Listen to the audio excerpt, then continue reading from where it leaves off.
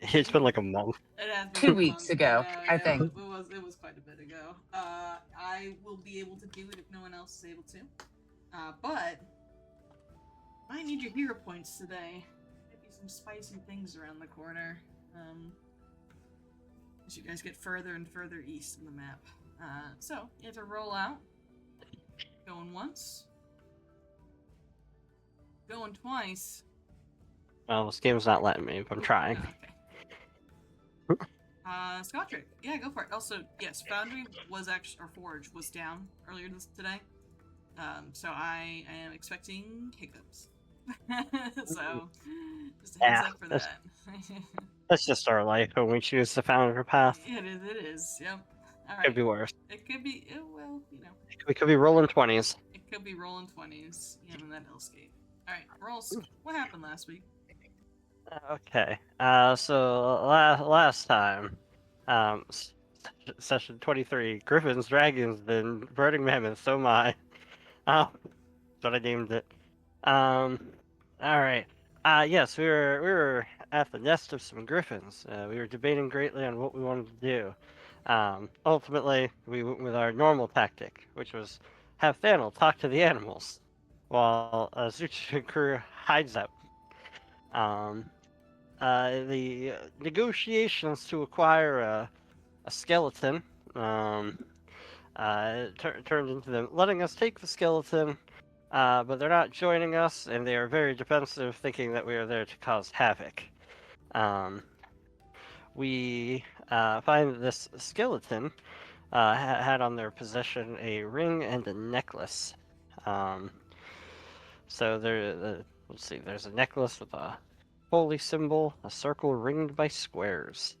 And when touched, spirits flare up into a vision, where one sees themselves standing near the stones by a river, which is like the Lay of Souls, or something along those lines, bidding goodbye to their following. This is a moment the following has changed their route, and the soul here can't let the monument be left behind. I think we got the name as like Jodrin or Jodrin, something along those lines. The ring.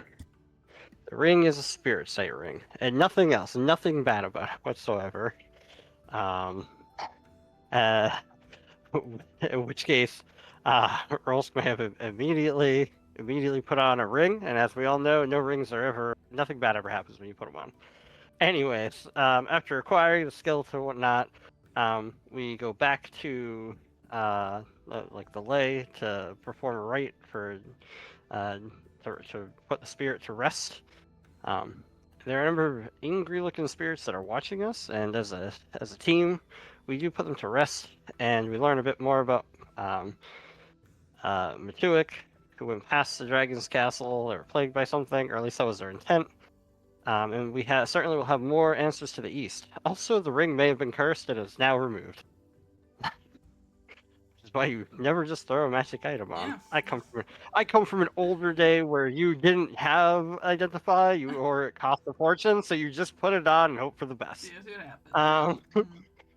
I'm just like whatever, just good. Next up, we head into the charred forest, or at least that's what we're calling it. It's relatively lush, but with a scar. A line burnt with charred trees for a mile and a half, with no regrowth. Seemed to happen a while ago, and we determined that the fire was in flame, probably the primordial flame. Oh yeah, the best part of the session.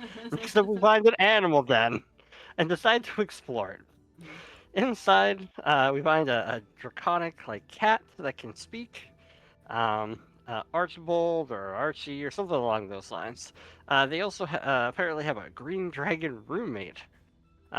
They do not have a fondness for the Crusaders because I don't know, they've stolen from the Crusaders and they seem to not get along. Probably because people are stealing from each. It's just a bad situation. They do confirm that the forest damage was from the dragon Venexus, likely to push out some Crusaders.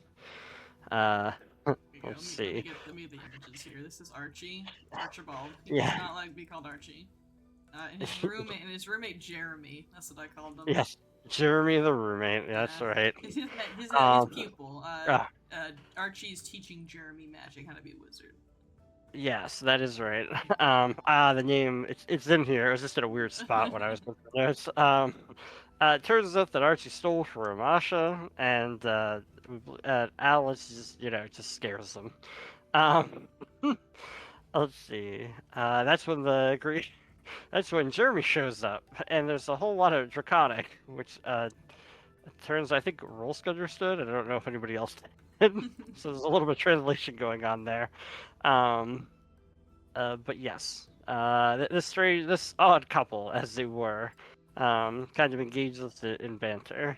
Um, According to Zuchu, most of the horror that they've gathered are like scrolls and wands and whatnot.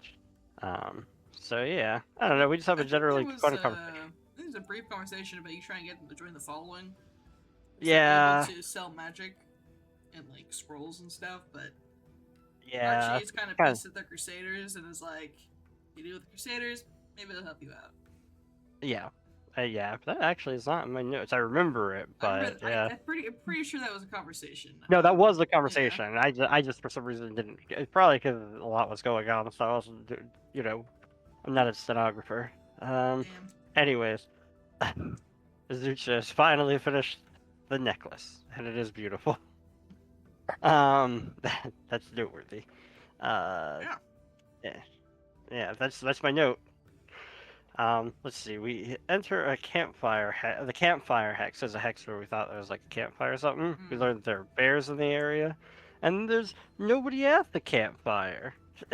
Except it was recently put out, so we're certain they're in the area. But, you know, um, there's a lot of strange stuff going on. Bursts of energy on the surface of the ground. The campfire pot is sizzling. There's some footprints, and eventually a flying fiery arrow explodes the oil pot, and there are some burning mammoths. We race off to help Zucha, who gets caught in the middle of it, and this whole place is littered with traps and archers. We take them out, except for one, keeping them alive to interrogate like we do. Um, we determined that they were probably teleported in, based on what they were saying, and tracking us, scouting and whatnot. One guy doesn't really want to talk. Um, he does open up when he sees Aklep, and it sounds like he's trying to, convince us that Aklep can't be trusted. Um, but what is that's It didn't nonsense. work very well. Yeah, Yeah, no, it really didn't work very well. yeah. Apparently, there's a sending sent out every morning, supposedly from Lady Avarsa, who teleported them in. We then feed him to Al. That that was the Al does summation of eat that. him. Yep, Al eats Yep. him. And we plan on heading off to the Crusader camp. But that's where we left off, I think. Are you sure you only played 1 week? That was like Well, 15 different plot points, We did a only lot. half of which I followed. well, it was so they didn't have any combats. They had one combat with the Burning Mammoth, and that was it. That was the only combat that happened last week. So they went through like a couple scenes. It was like no combat for them. I mean, you could always go back and just rewatch or watch the episode or whatever. I think it's out there somewhere. I think the No, thing I'll be is- too disappointed about the Grifflings. Yeah, I that can is- never watch it. Fair enough. The main thing It was is a you tough met situation. a dragon cat. It's the Crusaders, and then you also learn that burning mammoths are around, or at least able to teleport here. A few of them, anyway. Not a lot of them. All right.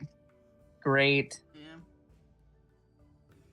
I think when you were interrogating the living burning mammoth, though, he told you that they were just here for scouting.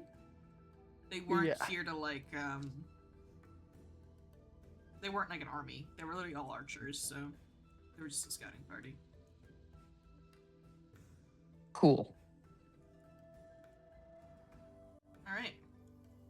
And you leave that hex, the campfire, returning to the burned forest where you know Jeremy and Archie are around.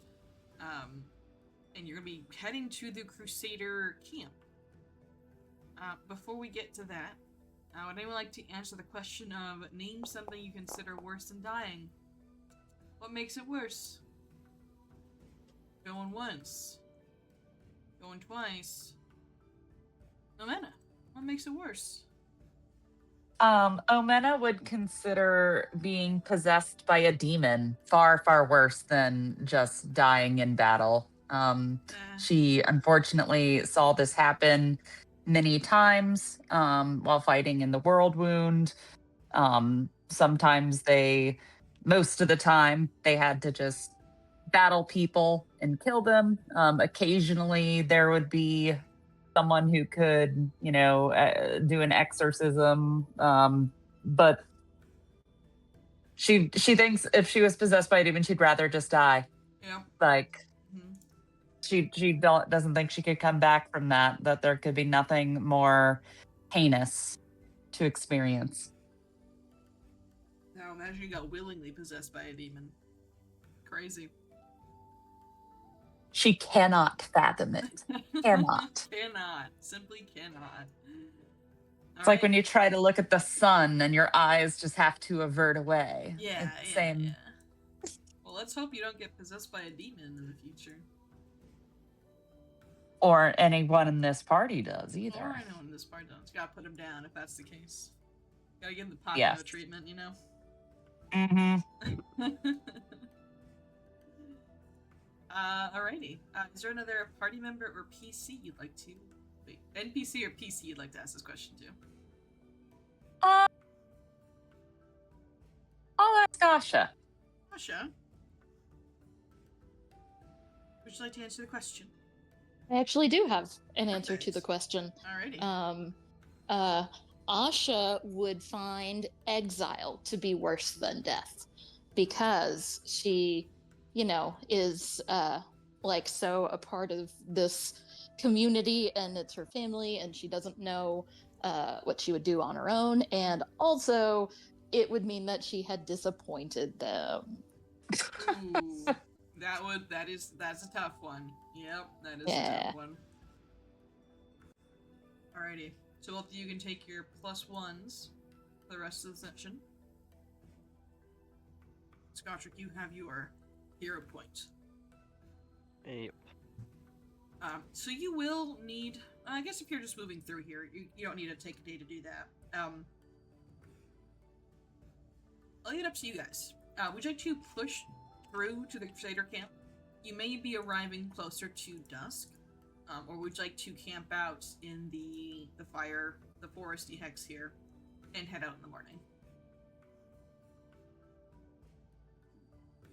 I mean, I just feel like sort of Amina- rested, so... Amina doesn't have a opinion because she hasn't even been here recently. We can rest, that's fine. I would rather not try to approach the Crusaders at night. They do kind of have a bad rap right now. I feel like Archie really painted them in a bad light, and so have the rest of the Sutaki. So, kind of tough. Okay. So, you guys can rest for the night towards the eastern part of this square, unless you want to try to go bunk up with Archie and Jeremy for the night. You good? Oh, you're breaking up just a little bit.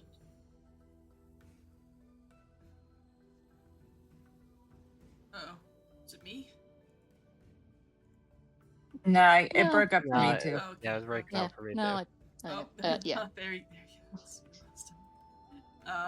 I'm going to assume his answer was no, those guys are weird, and they're kind of freaky. So. Yeah. Yeah. I agree with that. Okay. And also, I would like to keep some of my stuff. That is a good, yeah, if you want to stick around them, that's fair. Yeah, great. So, as, part of a following and scouts of a nomadic tribe, you're very easily able to set up camp. There isn't any kind of checks you need to make to do it. You are literally trained to do this. This is like your whole lifestyle.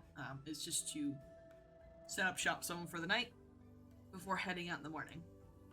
So you set up a nice little campsite, maybe some lean-tos against some trees. or maybe just out in the sunlight or the starlight, because it's a very nice night. Because the Lost Valley is incredibly warm, and it's kind of like a paradise. And you guys can get some sleep. The reason why I was setting this up is because I wanted to give Shucha a chance to give a necklace to someone. But I think, oh, you back? Oh no. Damn, I don't think he is. Just lost forever. I'm so setting up a camp scene. Well, while you guys are getting ready for the night, is there any conversations you want to have with each other before you leave for the morning / rest for the night? Oclip, Shaggy are also around.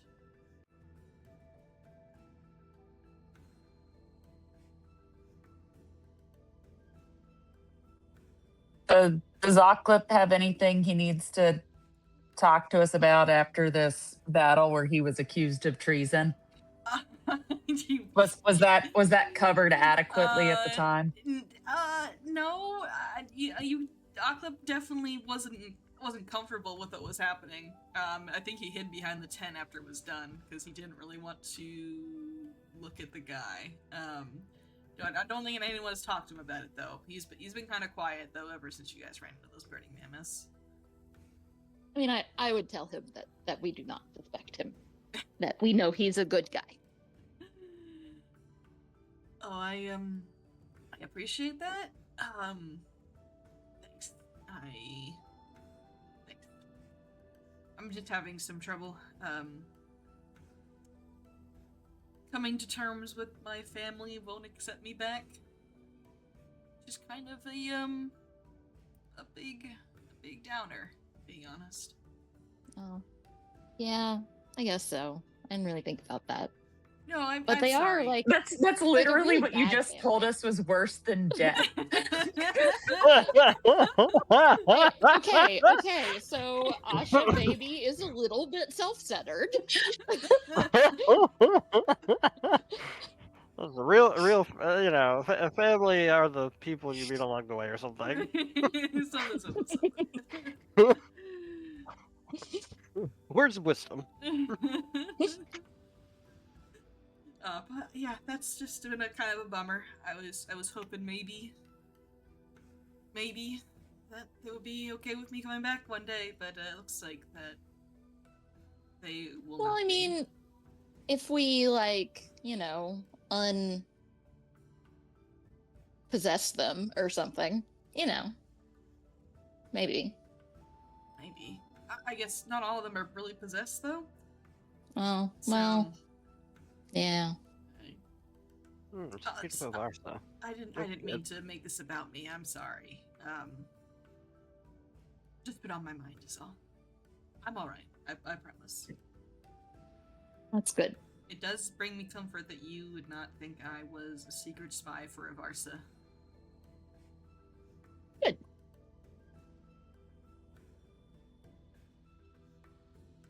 And you have a new family now, so it's fine. Yeah, I do have a new family now. Yeah, I do.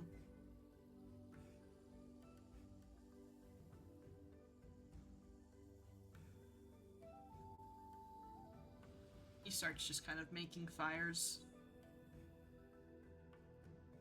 Or tending to the current campfire that you guys have. He seems to really like fire. Wow, guy that makes bombs likes fire. I can respect him for that. Yeah. Alright. Shucha. Shucha would seek out Asha, and he would ask her if she would like to go for a walk.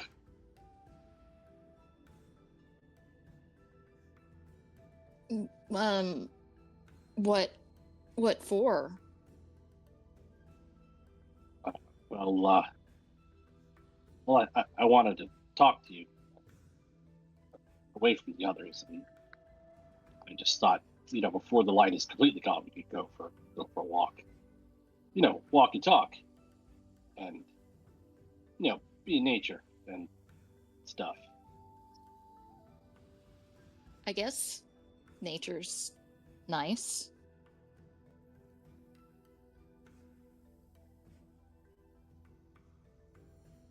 Do you want me to come with you? Shaggy is groggy as he kind of just, appears out from beneath the ground. No, I got this. Go on, shoot. Are you Yeah, sure? no, I will, feel like Asha and Juja in unison are like, no. Okay. Well, Yeah. if you need anything, you let old Shaggy know. And he goes back under a rock or something. Gosh, that was creepy. Just But me. yeah, I'd like to invite you for a walk. Please? Yeah, it's sure. It's just, we sort of like, walk a lot. I know. It's Like all day. It is your whole it's like thing. my favorite thing. I don't know. I Fine. just want to talk away from the others, and if I embarrass myself yet again, I don't want it to be in front of the others yet again. I smile a little at that and I say, okay. So as we walk a little ways from the others, Shucha will turn to Ash and say, I know I am not the smartest person, which is not saying much, but I wanted to say I'm sorry for giving away something that was meant for you.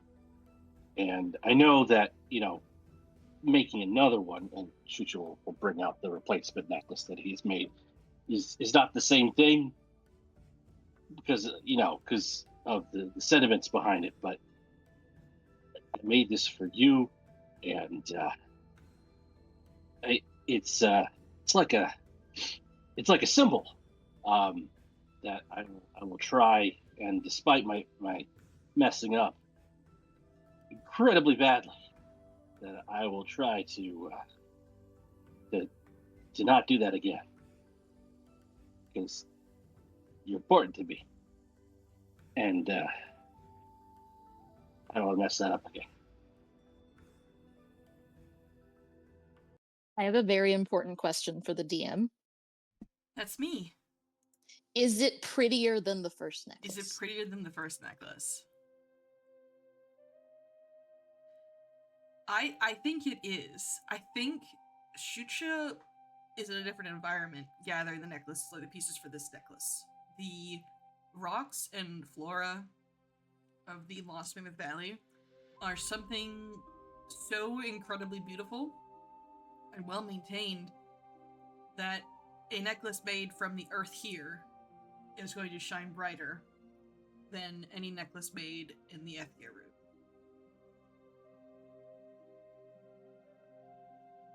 Then I smile and I take it and I say that I guess this is, like you had more practice, so it's really nice.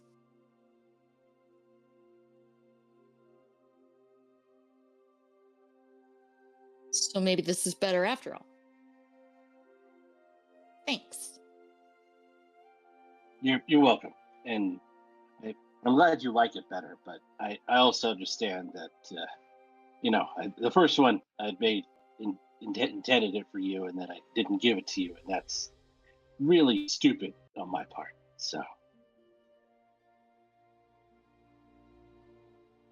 yeah, sorry. Kind of was.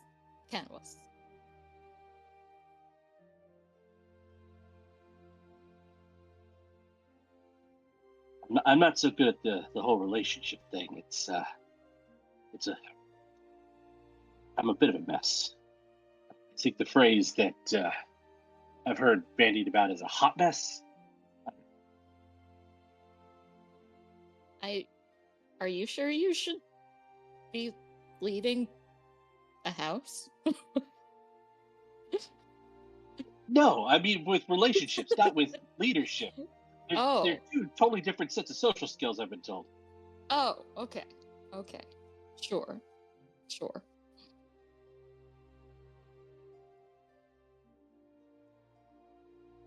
Well, I mean, have I given you reason to not think that I'm a fit leader? no. Have I done something stupid? I mean, if I have, you can tell me. I can take it.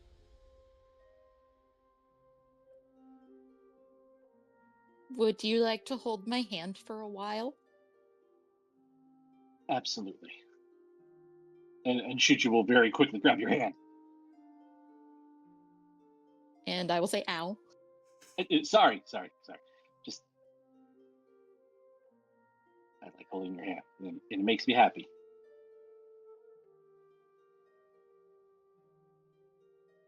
Okay. You two hold hands as the sun begins to wane in the east, west, and the west.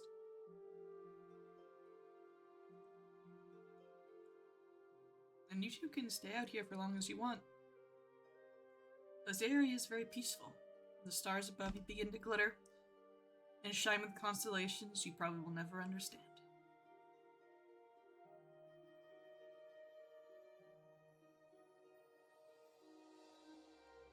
We should probably head back. Don't want the others to worry about us. Yeah, Shaggy might come looking.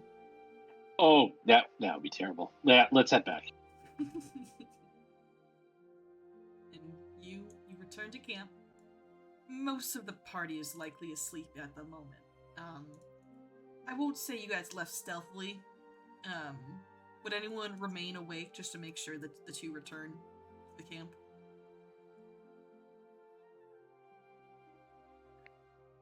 I know No. Thanel is not here, but I feel like Thanel would. I think he has very dad energy, so yeah, I would. Yeah. Yes. I would say Thanel probably acknowledges you two return. He kind of gives you both just kind of like a nod. Then a little smile before he goes off to bed too with Al and Raz.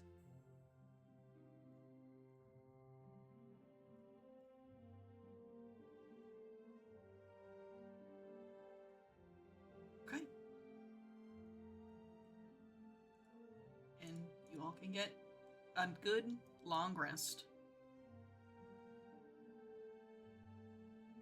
Hooray. Hooray!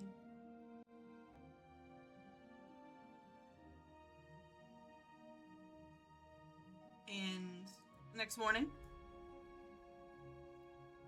you all can begin to head out.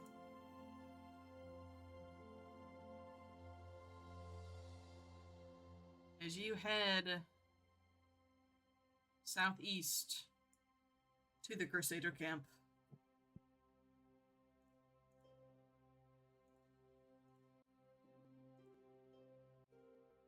Change the music. Sure, the music got more pensive like the moment you said that. It sure did.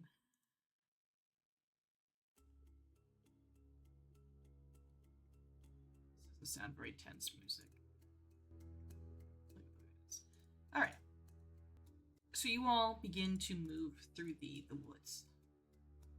There haven't been any other scars of divine fire that you guys have seen.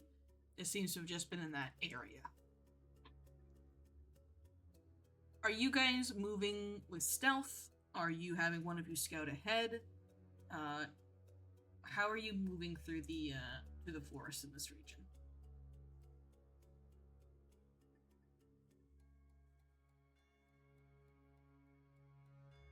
I think we probably would stick together, right? Like it sounds like we've heard that people don't like the Crusaders too much, but we're still hoping to approach them friendly. And, we wouldn't be loud, but I think we would be together presenting ourselves in a, united front. Yeah. Okay. All right. Can you all just make me perception checks as you move about? Okay.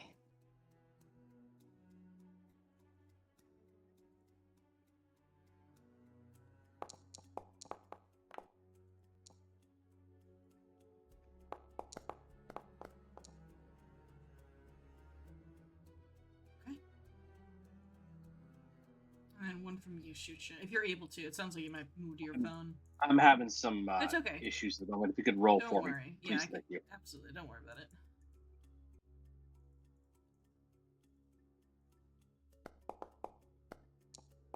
Nice. Okay. So, Shucha, you spot this first. And you kind of hold a hand up to silence the rest of the party as you see two soldiers, both wearing breastplates. They are emblazoned with the symbols of Mendev on there, as they hold spears in their hands, and they look to be moving through the forest. Every so often, one of them stops, and the other one looks behind. Stop stopping! We're scouting. We can't be picking mushrooms. We're going to be late back to the camp, and then we have to play the monk room while we're late. And he's like, but this one has pretty flowers on it. Won't hurt to just stop and pick a few. The other one groans and leans on his spear. How did you ever become a crusader? Hard work? They pick flowers. They're about maybe like 50 feet in front of you guys. After Shucha tells everybody to halt, he will, get everyone to huddle up, and he'll, quietly say, "Well, do we want to introduce ourselves at a distance, or do we want to, listen to what they have to say? It sounds like there's some stuff going on in their camp." Do either of those guys look familiar, Omena? No, Omena, not at all. No, there were like thousands or tens of thousands of people, and I don't know these two.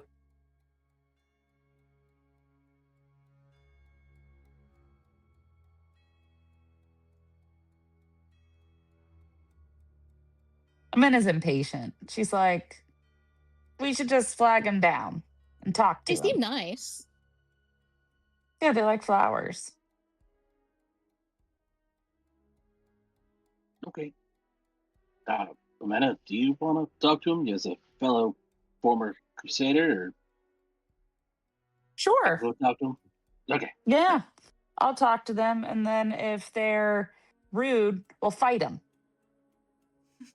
Everybody Well, ready? I don't know, Sure. fine.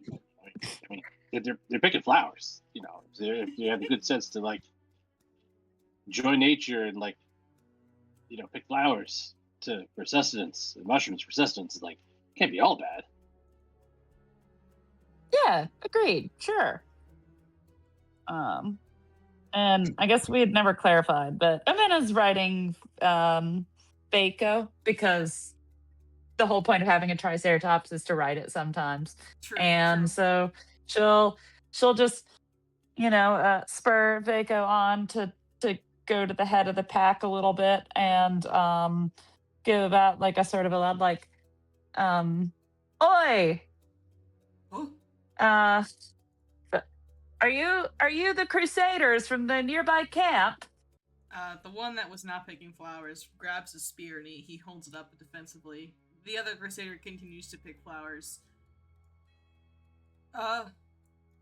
Who wants to know? Omena, previously a Mendevian Crusader, currently a member of the Broken Tusk clan. And he peers out of the woods. He can see you. And he definitely spots your Triceratops. So he doesn't necessarily put his spear down. Friendly? Of course. We have been recently introduced to this valley We come from the west. Oh, We've heard reputation that there is a Crusader camp nearby. And I wanted to find my ex-brethren. and he lowers his spear. Well, come out. I know there's more of you back there. They're with me. They're friendly. And he motions for y'all to approach the little clearing that the two Crusaders find themselves in. And I slowly come forward with Vaco. Oh wow, there's a lot of you. And an Allosaurus. Yep, they're our friend. Okay. And as you get into this clearing, I'll describe the two Crusaders a little more. One of them is very blonde, very bright blue eyes. Kind of looks like a human golden retriever. He's the one who has a spear in his hand, who's kind of greeting you guys. He's a human. He looks to be in his 20s, mid-20s, give or take. And then there is a much younger Crusader who's picking the flowers, who has a much also blonde hair, but a little more dusty blonde.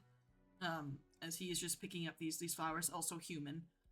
They look like brothers now that you're able to get up close and see their facial features a little closer. And the very blonde one holds out his hands to you, Amena, as he reaches upwards to shake it while you're on top of the Triceratops. I shake his hand in the special way that is known to be common in Sure. Mendev. Yeah, sure.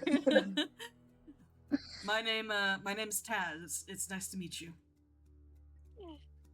I am Omena, follower of Iomade. It is nice to meet you. Oh yeah, Taz. My name is Taz, follower of Iomade. This here is Laz, get up! What are you so picking flowers? These could have been enemies. And Laz turns around and he goes, "Oh, hello there." And he stands up with like a bushel of flowers. Hello. Are you gathering those to eat? No. I like to make little flower crowns.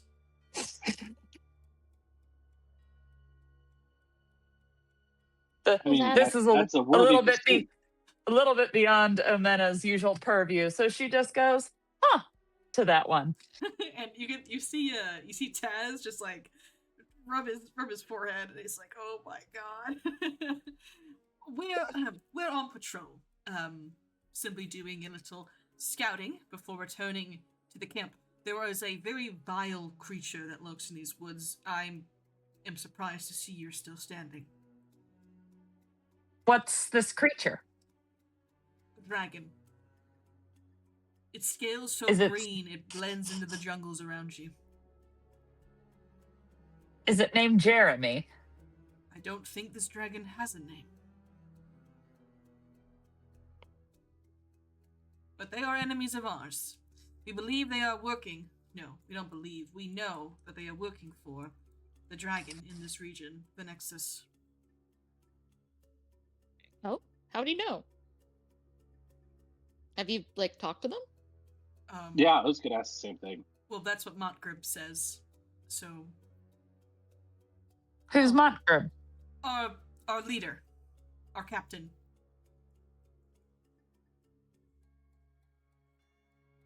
Are you going to invite us back to your camp for a refreshing meal and some grog? I don't know if we. Of course you can come back. Lash just kind of leans in with a big smile. We don't find So he's- many good friends around here. We can share some rations in the feast that you will host for us. Let us go.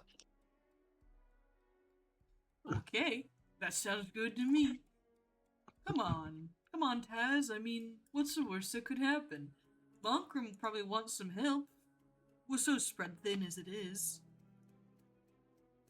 Taz just kind of looks. She just looks very nervous. Yes, you can, of course, come back and speak to Monkram, but just know that we don't have a feast or anything.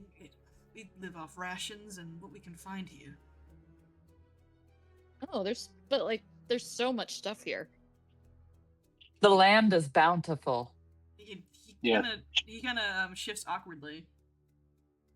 We aren't survivalists. Oh.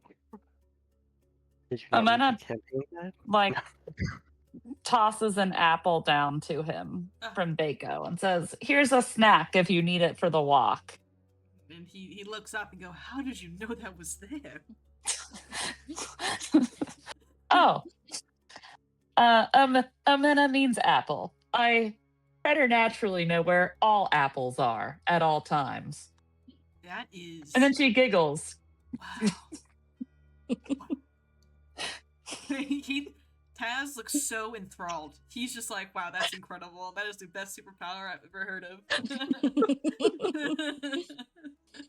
Shu would have hopped down off of Mooch and he would have started looking through the flowers that Laz had been picking to see if any were edible or if some were especially poisonous, so that they shouldn't be eaten. Laz shares his bounty with you as you come over. He goes, "This one's purple." Yeah, it's a vibrant purple. I is the think word. purple would go good with your complexion. Would you like a purple flower crown? Sure. Yeah. I don't know if it would go well with my complexion. I don't know what that is, but yeah, sure. And he gives you a big smile. In my looking through his basket, do I see anything that is like dandelions or something in the vein that are edible, or are they You can just make like a nature check. Okay. See what you see.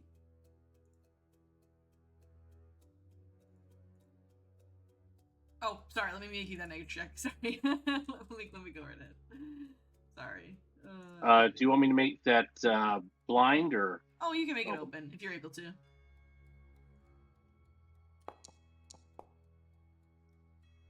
Looking through these are all very harmless flowers. Half of them aren't really flowers, they're weeds that just happen to have some color to them.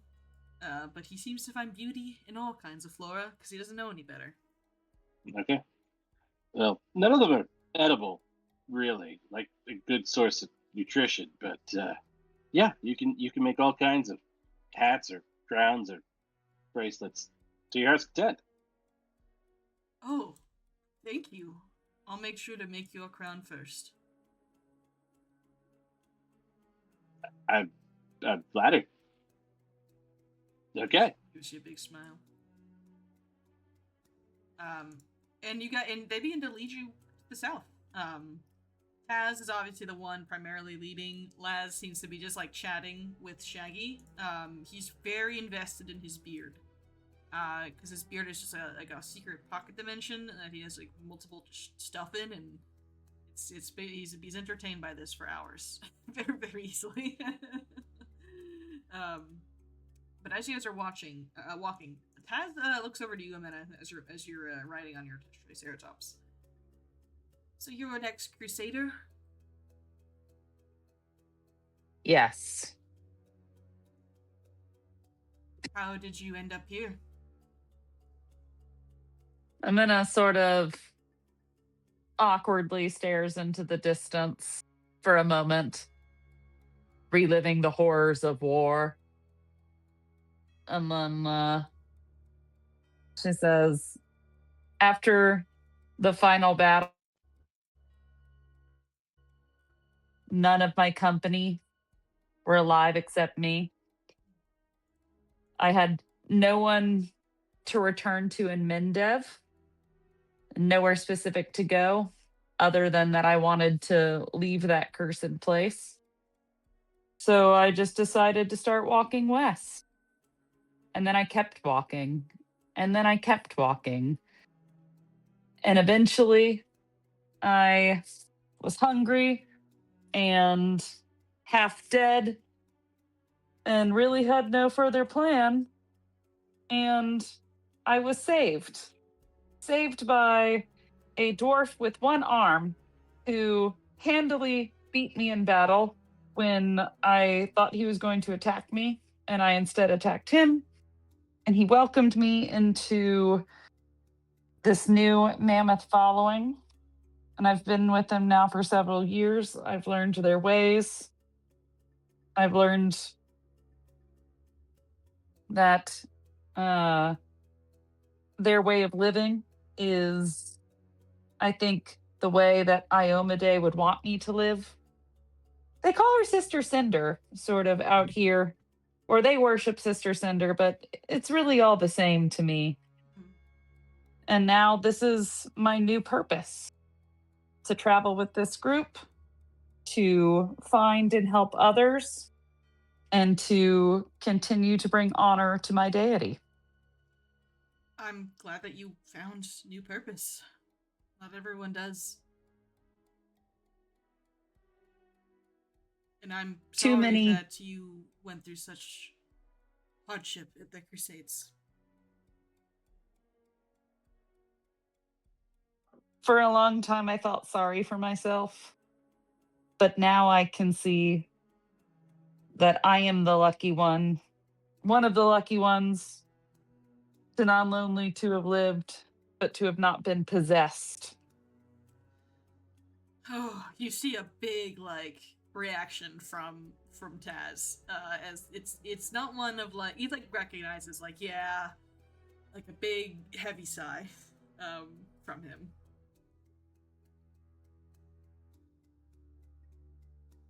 How did you come to be out here? Well, my story probably isn't dissimilar to yours. We were all company, Laz and Montgrim and the rest, and we were stationed at a fort. One of the demon lords ambushed us. They weren't supposed to be there. We were just on guard duty. We weren't supposed to actually be in any engagements that month anyway, and he gets that. He gets a distant look in his eyes now. She slaughtered everyone. Except for Montgrim and our small contingent, and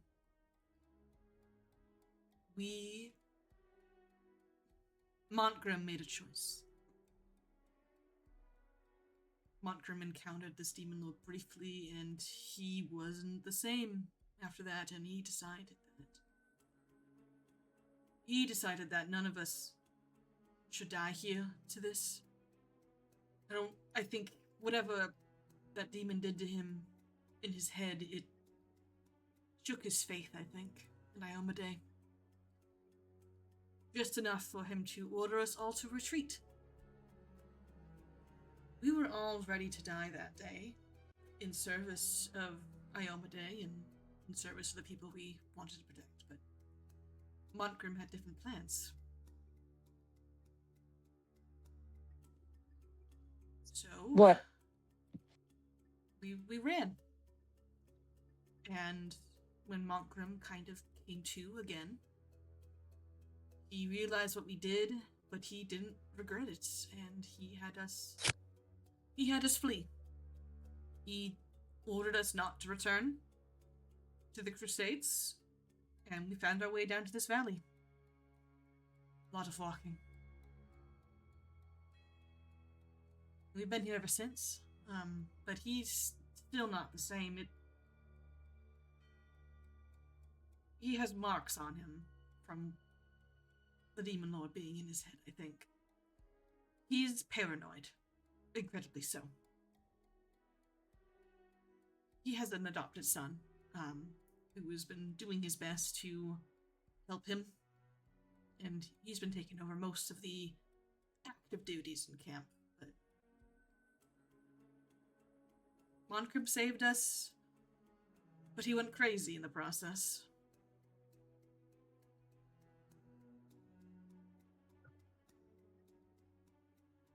It happened to too many good people. Yes, and now we're here in the valley, away from our families, not even knowing if our families are alive. People we fought beside, I don't even know if they're alive.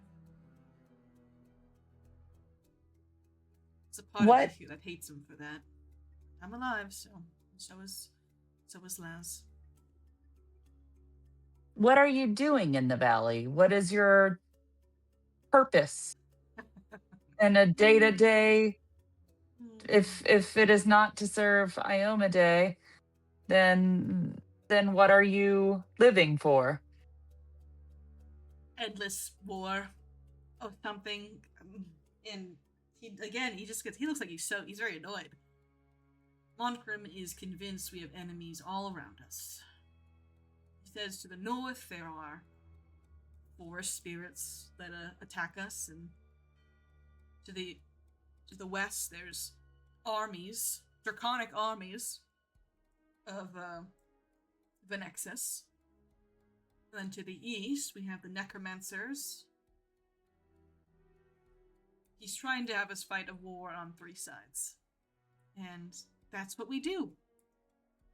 I feel like we fight these invisible enemies for him. And we don't make any progress. I mean, there are actually necromancers in like an evil dragon army. Oh, no, for sure. No, I 100%. No, absolutely agree. But it's... We never do anything about it. It's always saying that, oh, they're going to be attacking, they're coming. I wish he would focus on trying to find us a way out of here. I miss my family.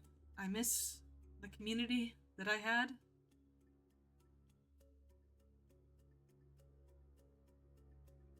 We can discuss with your group, but our group, our way of life, we take in people. We find strength in numbers. We help each other to find food and to protect each other from all of these very real necromancers and dragons and etc. And we plan to be traveling back east. And if you came with us and we reached the end of this valley and you wanted to continue east onto Mendev to find your families, having strengthened yourselves on the path with us, then that is something you could do. I would love that, if I'm being honest with you. But it really is up to Montgrim. I owe him a life debt. But I won't leave him here. Well, let's all meet and talk and see what we can do. He nods. Why do you want to head east? That is where the dragon is. You know that, right? Oh, yes. We sort of might have promised to fight the dragon. To fight the dragon? It's a divine quest. A divine quest. Okay. From Sister Cinder. Okay, And so... then Sarah it goes, in a stage whisper. Oh. Okay, You alright. don't have to fight the dragon with us if you don't want. We I- also have women and children who stay behind us and don't fight the dragon. Well, we're fierce warriors of Mendev, you have to understand. If there is a fight where our blades can be wet, then of course we'll help. That is our duties, and especially with Divine Quest, and if it's from Sarah and Ray or Ioma Day, then we are more than happy to join you. Of course, you must have to talk to Montgrim, though. It's really up to him. Of course. Let's talk to him. And not before long, you guys actually do find the camp. I don't have any tokens for Laz and Taz, so you will have to imagine that they are 2 beautiful blonde boys with you. I do not have One of them wearing a flower crown. Yes, as I do not have I'm gonna leave your animal companions off the map for now, just so it's easy for you guys to move around. But they are with you. Okay. If combat breaks, I'll put them on the map. But have faith. Ooh, it's an if, not a win. I like that. Okay. It's always an if, not a win. Sometimes, maybe. It's, Hmm. maybe. Alrighty. So, your two escorts, Laz and Taz, approach this walled camp. It looks like this camp has been here for some time. Wooden spikes have been carved to basically face outward from any threats on all sides. They also have a few livestock, some horses you can hear inside, and there are some general movements around the camp. And Taz just kind of holds his hand up. You guys, just give me a second. I will go tell Montgrim of your arrival, and then he will meet with you here. He might get a little anxious if you just come into camp. Okay. And Laz remains with you guys as he has a big smile on his face. Did you know that you're blue? I did know that. Hey, you know what? Mm-hmm. You're from out other places. Have you met any other blue people? Well, yeah, that's why I mentioned I have. One of them, and he looks into the camp. Oh, I don't know if he's here right now.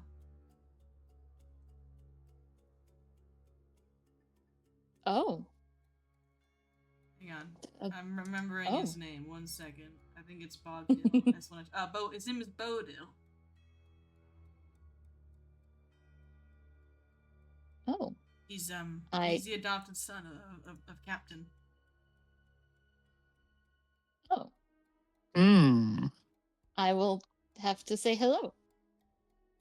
Hmm. He's blue, just like you. I'm gonna make you a blue crown.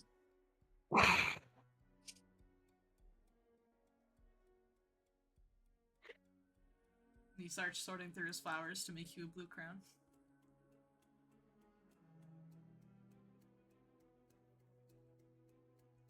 And just a moment passes, and yeah, we'll use these guys. We'll use these guys as voice tokens for right now. As coming down the walkway, Taz is accompanied by an elderly-looking man. He's a human for sure, and he definitely looks like someone from Mendev. His golden armor is pristine and polished, and his red cape flutters behind him. He is a man that looks like he commands respect. Like, he is who you would imagine leading a charge on a battlefield. As he comes over in his full armor, has motions for you all to come up to the threshold here.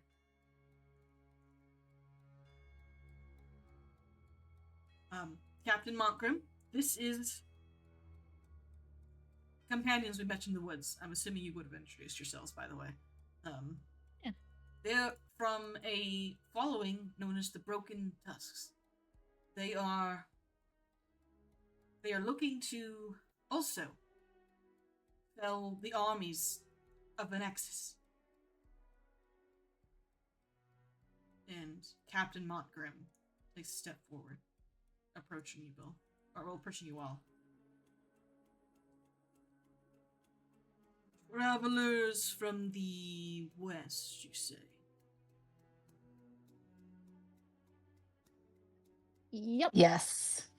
We recently entered this valley through the caves.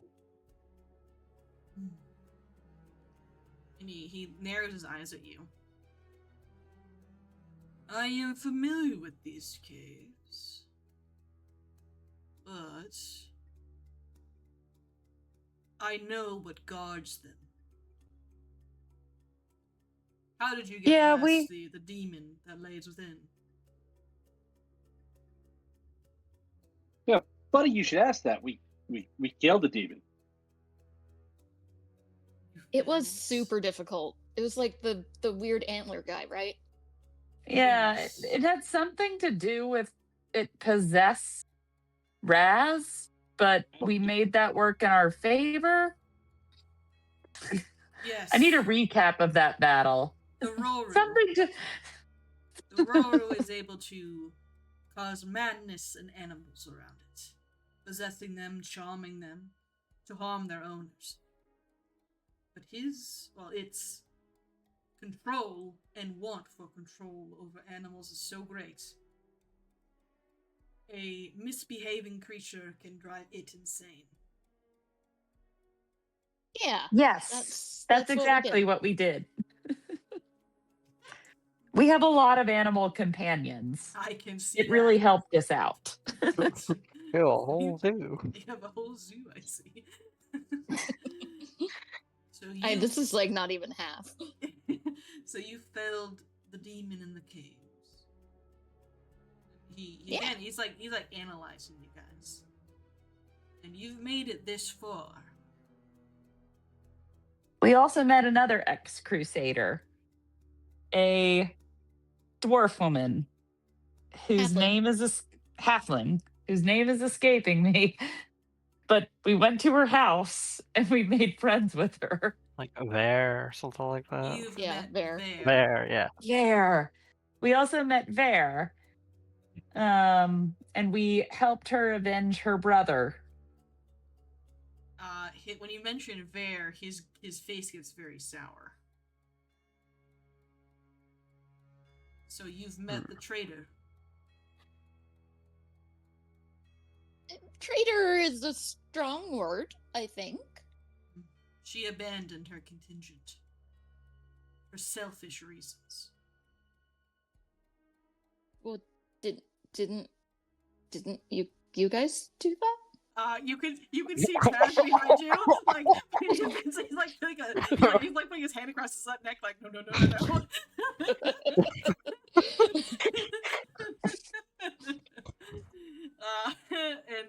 When you say this, Asha, Montcalm stands up much straighter.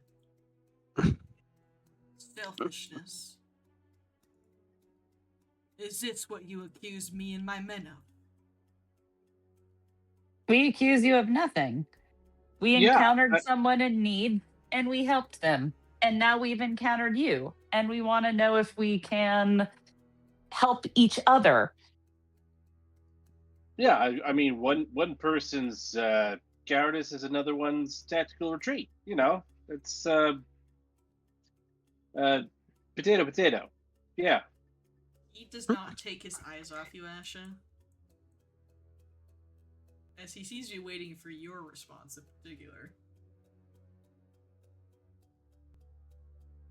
Oh, I thought it's your business. The whole crusade thing's a little weird to me, honestly. But I'm glad I know it's important to you, and I'm glad that you have that.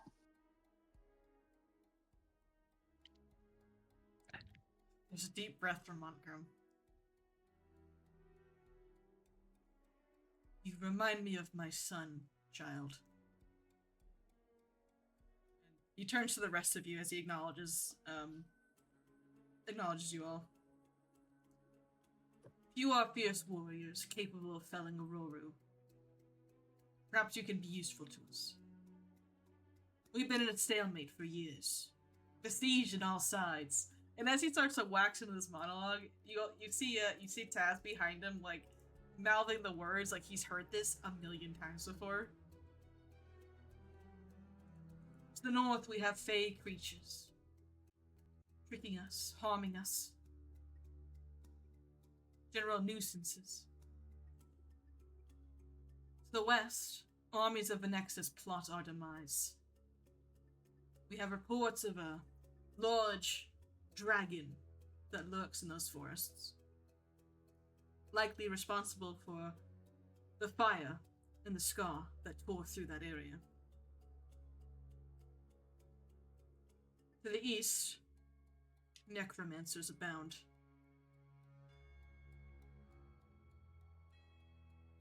Recently, I dispatched a very small contingent to the east to deal with whatever plagues what is closest to us.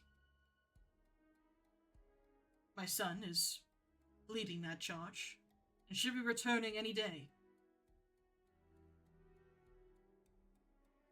And Laz over here, he speaks up as he's kind of braiding his flower crowns. Didn't you say that a few days ago, sir? And Monker just kind of shoots daggers at him. He'll be returning soon. If you wish to provide us aid, we will be needing to dispatch these threats for taking on the larger threat in this valley, the Nexus.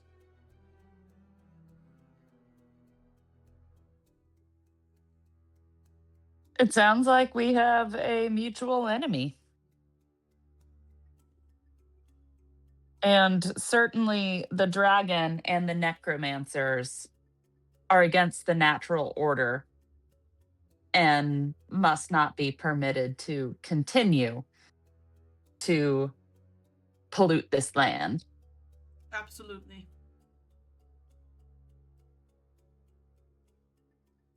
It is our job as Crusaders to purge this land of anything unnatural or that can cause it harm. Yes, you are speaking my language, sir. Ditto. And of course, when the land has been cleared, if you wanted to stay here permanently, we, the Mammoth Lords, are natural caretakers of these lands. We could join forces. Or, of course, if your group preferred to return to Mendev, you could do that as well. We can discuss that at that time. Yes, that is a far-off dream that we can ponder when we get there.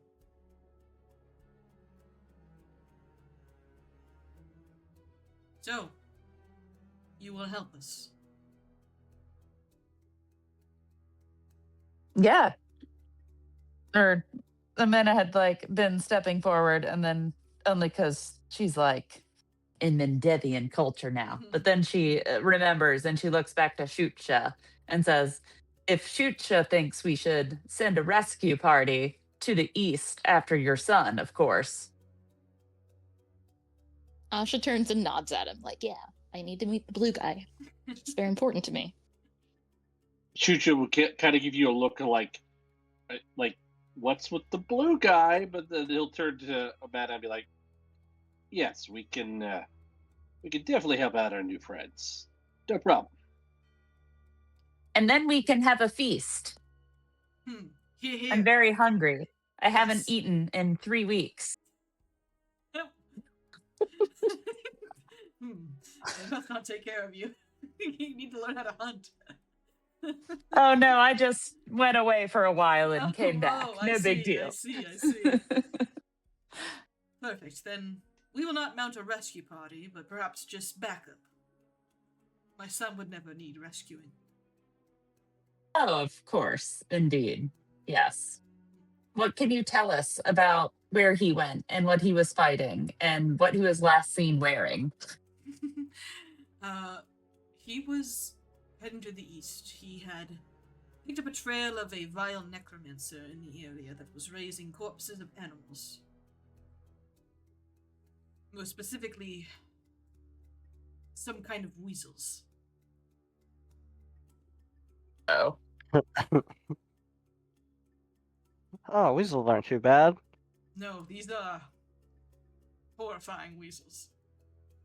Oh, They're not blood weasels, are they? That is the nomenclature we've been calling them, yes. oh.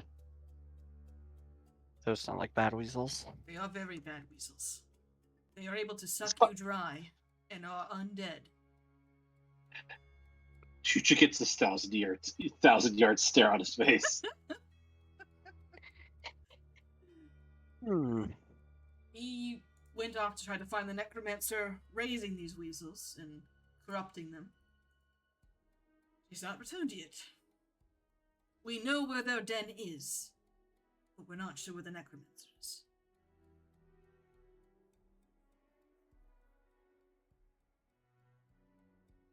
Well, we can definitely help with that. And as for what Bodil looks like, he is a mage of some kind, of some renown, I suppose. But he is quite good at hand-to-hand combat when needed.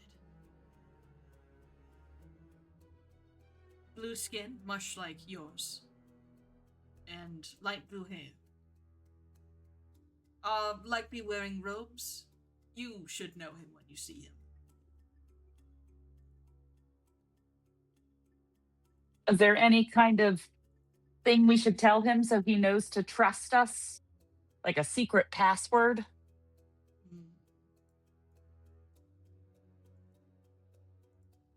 We haven't established such things, if I'm being honest with you. I mean, that handshake you did was pretty cool. Yes, I think the handshake should suffice. All Crusaders know it. Amena like double taps her chest in a show like, I got this.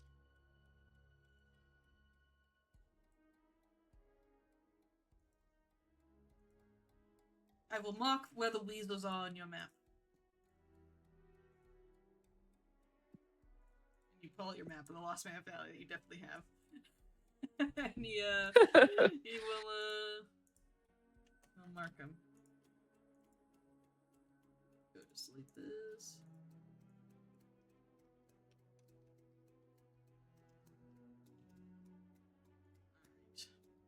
Alright. Right over here.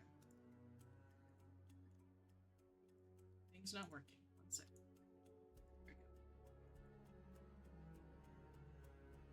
I don't think I spelled weasel right. That's okay. I don't deserve it. Maybe he doesn't know how to spell weasel. He might not know how to spell weasel. We think the necromancer was somewhere near Mount Gaylock, but we're unsure. So we should be somewhere in this area around, but not exactly sure.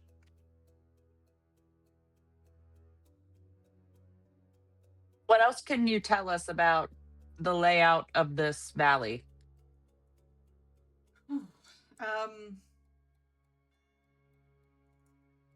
There is a lot of undead to the east. When you try to move somewhere, you will likely encounter some kind of undead. All the undead are in service to the Ashen Tower. That is where our first enemy lies. Ashen Swale of the Tsutaki. What a coincidence. We also have issue with him. Yes, he is a vicious tyrant that serves the Nexus. Him and his Tsutaki necromancers cause much pain to my people. Necromancy is vile. Indeed. And these weasels are just a start to their terror.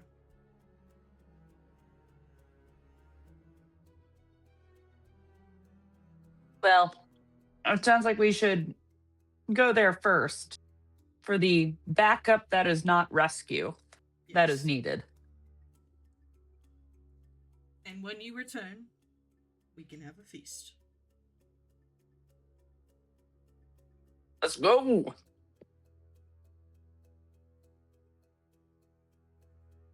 I will have Taz and Laz accompany you.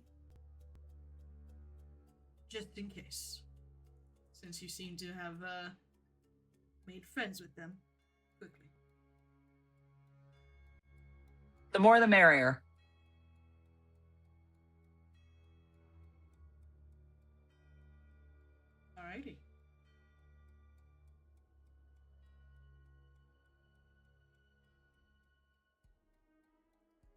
So, you all can pass through the Crusader camp unassailed.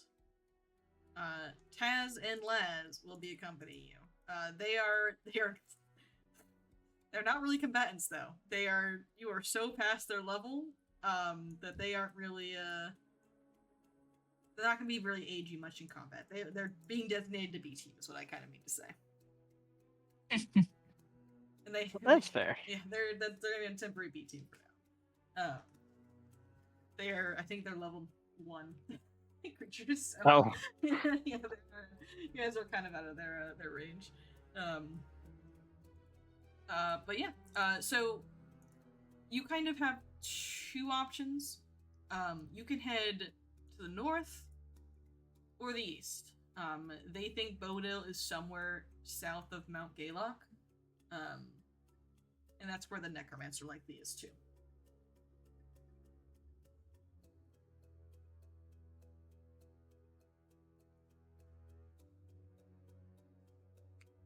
So if we go north, we'll encounter. We already saw there was ruined forest, and is the big tree north of us or east of us? It is north of you. I can move it a little bit. I think my words kind of got shifted during the update.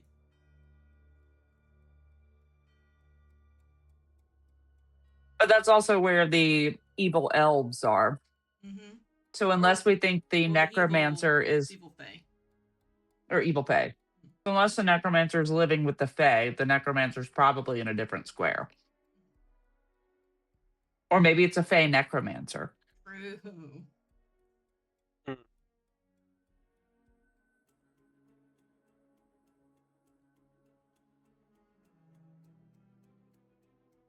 I think I vote east. I think that we would want to more directly go help these people who definitely need to be rescued.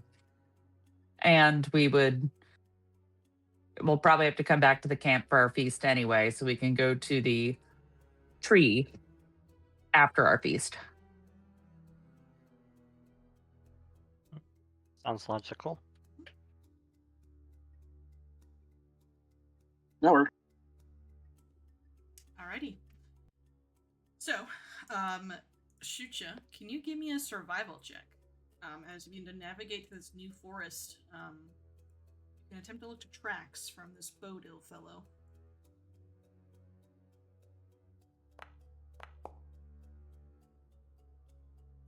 Nice. Excellent. Okay. So you are an expert traveler.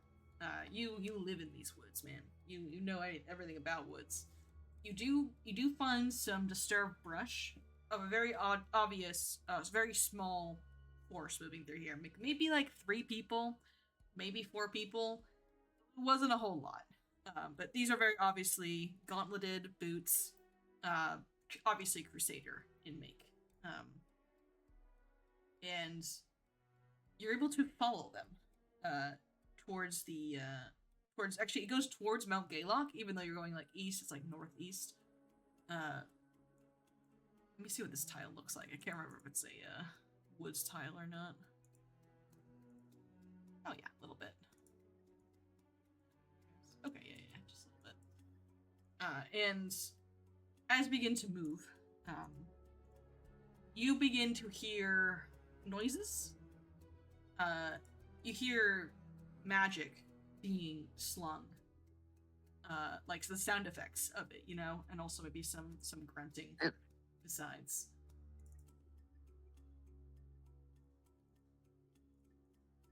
And from the tree line, I'll let you be able to see this. Let me go find the right map. Map 24. So I really like book 2, right?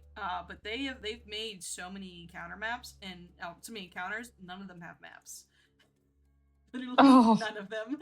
So when I say map 24, yeah, that's not even the highest it goes. There's so many more maps. And I'll be honest, there's only so many forest maps I can find that look interesting. Oh, they're out there, but yes. They're out there. No, they're out there. Alrighty. Where should I put you guys? I kind of made this map a little clearing. Let's put you guys to the south here. We're gonna say there's trees over here.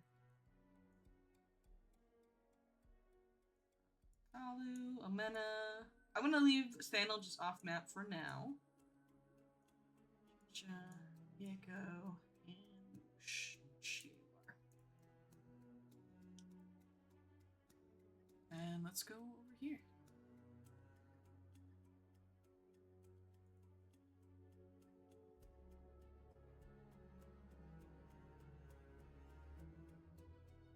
As through the tree line, trying to bring you up. You might need a refresh here, David. I think you're stuck on map 18. I can't bring you over. I'm trying to drag you, but you just won't come. You're stuck. But as you kind of peer through this, you're still stuck over there.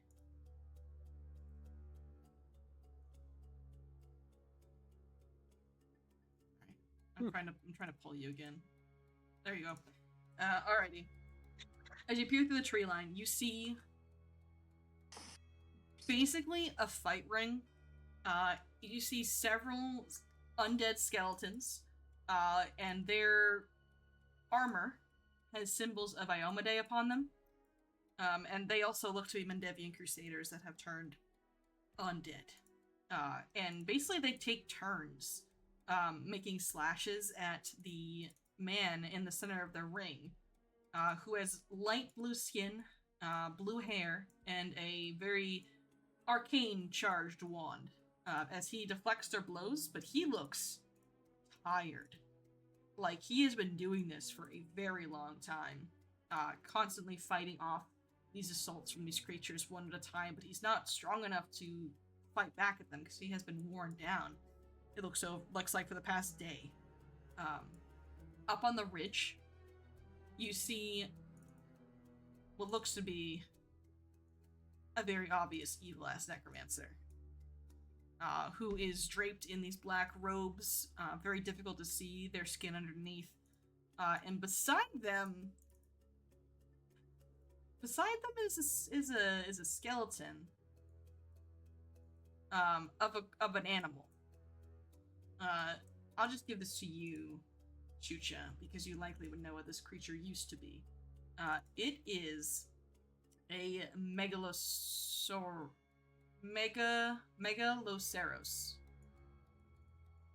Yes, megaloceros. There you go. Which is pretty much a giant moose, but put some dinosaur flavor on it, And it seems to be undead and in control of this necromancer. Or, well, the necromancer seems to be in control of it. And every so often, when one of these skeletons manages to land a hit on this blue-skinned individual, the necromancer up top just kind of laughs, and they make a mark in their notebook. How high up are they? Sorry. They are about 20 feet up. Okay.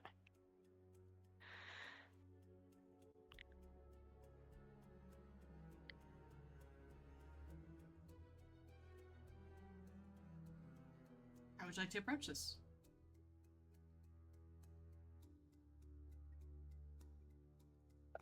If we're not just charging in headlong, Chucha will turn to the others and say, I think we need to divide and conquer. Mena, I think you should charge in there and deal with those armored skeletons. And I think a couple of people need to go around and attack that magic user from the rear. Or I could do that. Or I could charge in on Mooch.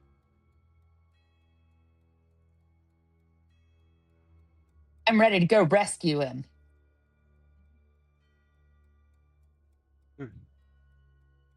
Roll Scotch, do you feel you could magic user? I should be okay. I got stuff. Got fireball. That is a strong opener. I like that. Fireball. And we can get bombs from Aklep, who's presumably hiding somewhere Oh, he's with nearby. You. Sorry, let me grab Yeah. the YouTube token out for you. No, he's there. He gives you a big thumbs up. I'm ready to explode.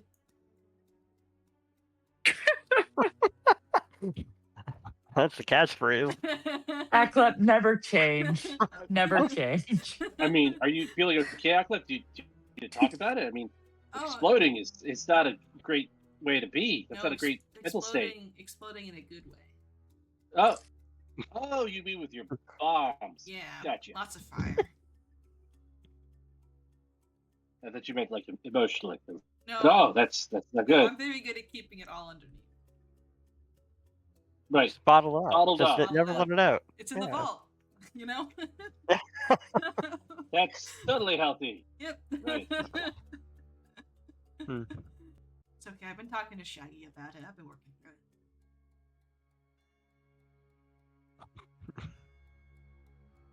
Our therapist. Yep, he's my therapist. So I will let you guys move about this map in a way that if you want to try to flank them, you can.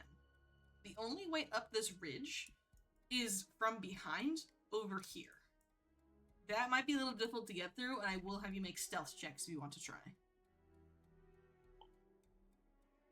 Okay.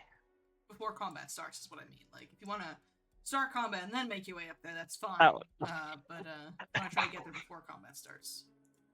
Yeah. I don't want to stealth in combat. Yeah. Yeah, we don't want to. Do you guys want to do you want to try and get in closer? This is out of character, like above table talk. Do you want to try and get in closer, and then we can kick it off, or do you want to just go for it? I think trying to get in closer is better. Just pure action economy wise. Okay. Because here's the thing: it's either we try to be sneaky or we fail, and we're pretty much where we started if we just charged in. Well, that's I the only point. see an upside. I only see an upside by trying to be stealthy. Okay. It's just in terms of action economy. I feel like Amanda and Chuchu need to kind of get in there quick to help out Old Blue over there. Otherwise, he's probably gonna get cut to shreds. Old Blue. Well, I'm trained in stealth. I'll make a go of it. Oh, you're going after the necromancer. Is that what you were suggesting? You and I try and go over there? Or I can try and I figured since you have been itching to charge in and fuck shit up, I have you been. want to It's charge true. in and fuck shit up on the armored guys, and then Rolsk and Asha would try and sneak around to get a better position on the necromancer. Okay. Because you and I are the frontliners. Yeah. I will rescind my stealth check. Okay. There we go. All right. It never happened. Okay. All right. So who is going to be making these stealth checks?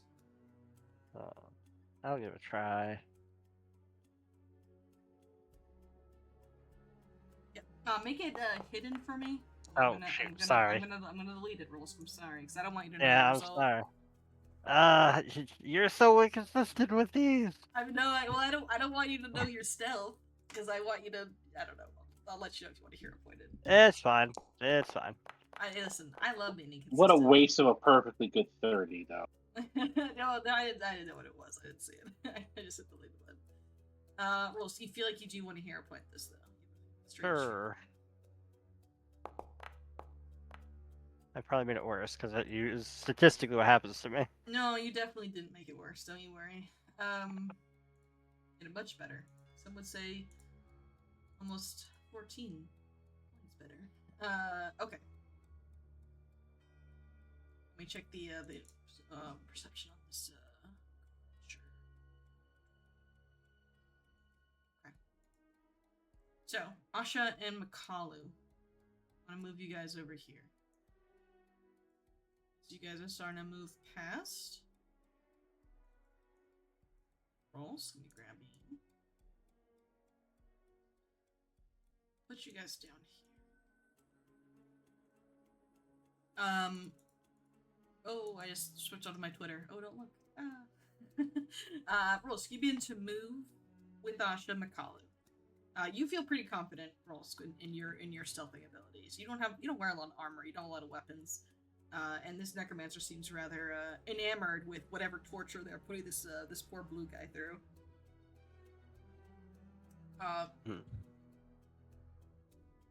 Asha, you definitely feel like you're doing okay.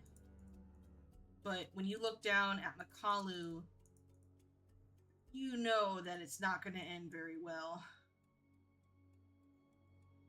As they are growling up at the Megaloceros, Megalocross, the zombie, and you think that they might be making some noise soon if they're not quieted. He did not roll very well with stealth. But the rest of you, Omena and Shusha, where are you going to position yourself? Because you probably will be losing some stealth bonuses pretty soon. Or stealth. I'd probably, I guess I'd try and like use this hillock as cover and just sneak up like a little closer if I could without doing a full stealth check, I guess. Yeah.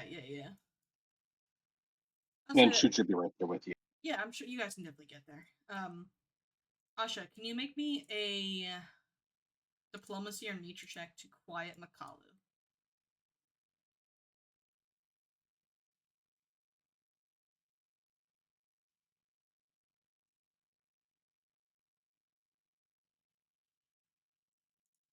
Do you want this one to be blind? No, you don't need this one blind. Okay. I'm gonna keep up my inconsistency. I think it's funny to rage bait Scott. Okay. That's fair. That's fair. I will make a note.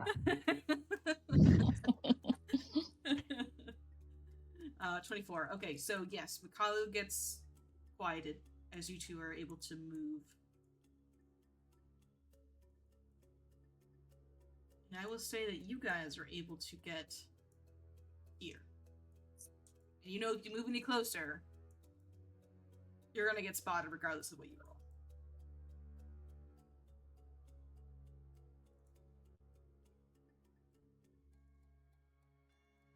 So, would you like to light this candle? Yeah. Okay. I'll roll you guys into initiative.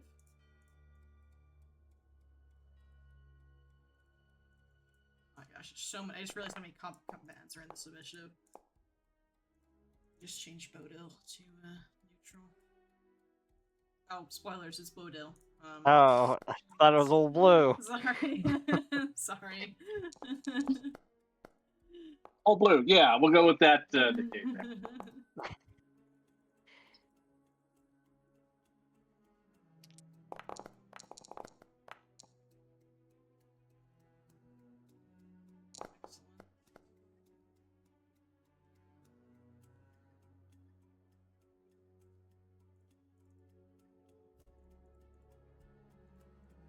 One second. I just realized I think the stat block is wrong. I gotta just change something real quick. Are they going first? No, they're not. Perfect. Alright, we'll begin the encounter. Go grab and use it. Okay. Well, I have a feeling we're gonna want this, so let's just slip into some channeler stance. And then throw a fireball.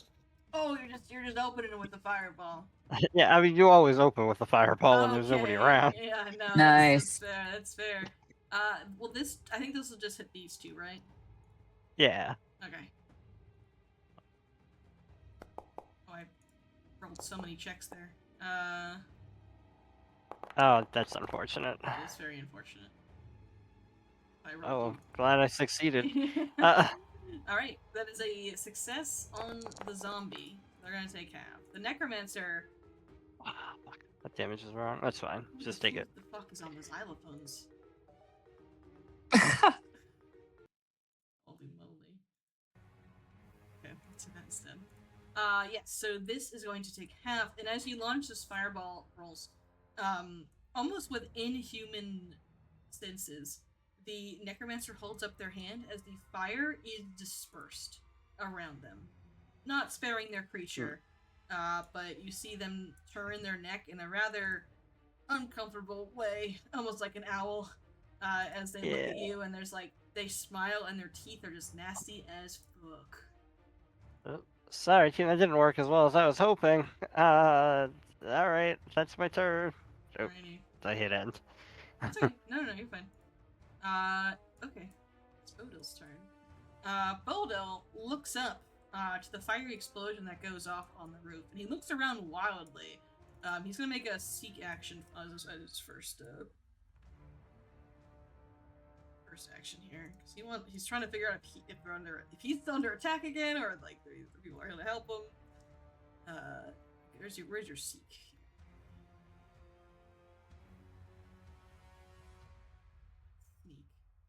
Seek.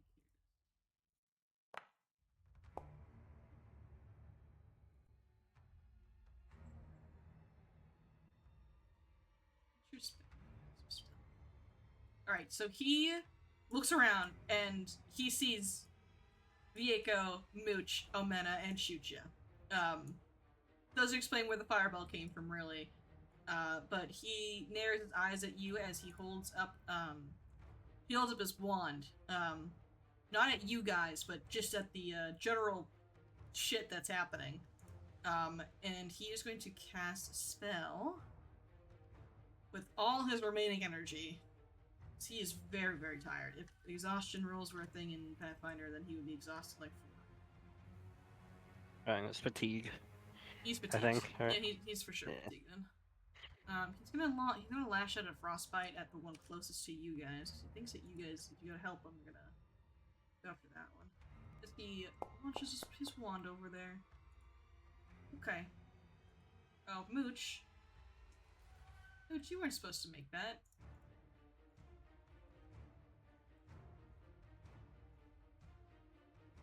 Here we go.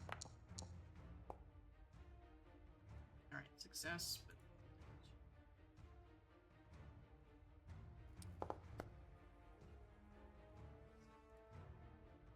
Alright, just does 3 damage to it. And he is then going to reach into his bag and he pulls out a scroll. It's his turn. It is this guy's turn. This is a undead crusader who's a little dumb. But having been attacked, it is going to stride forward and make a strike. Bodil. So Bodil's not very bright. He didn't think he'd just run out of the way of the enemies behind the people coming to save him. Listen, he's a crusader. He doesn't run. It's called tactical reposition. They're gonna come down with a claw. Oh my god, poor guy. It's a critical hit. That's tough. That's tough being Bodil. 14. Alright, and what happens here?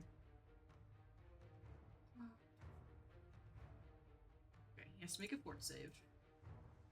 His necromantic energy pulses through him. Okay. And he becomes drained 1.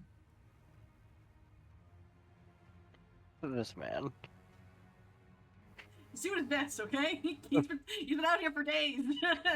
It's hard, okay? Alright. This creature's turn. It is a little singed, but it is angry at you. Fair. He's gonna use Furious Charge. So he is going to stride twice. Oh my god, he's so fast. He doesn't even need to stride twice. Actually, he does technically. So he's gonna stride twice.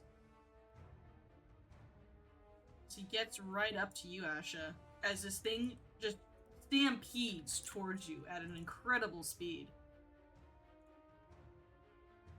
And he's gonna try to hoof you.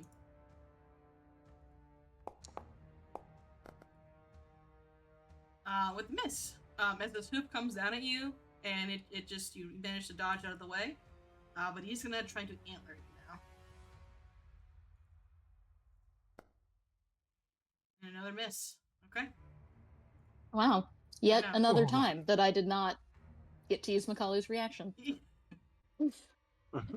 Summoner Remaster's coming out soon, by the way. Oh, okay. I don't Yeah. know if that'll change anything, but Maybe. yeah. We'll see. Alright, shoot ya. Okay, Shucha would be on riding on Mooch, so we'll use one of our actions to give Mooch. So we're gonna broke white, and we're gonna have Mooch tusk him. Okay.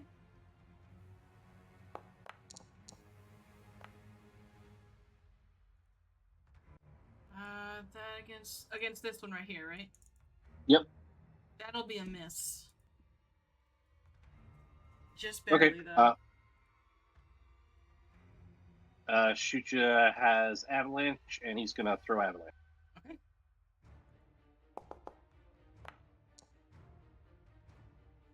Excellent. That hits.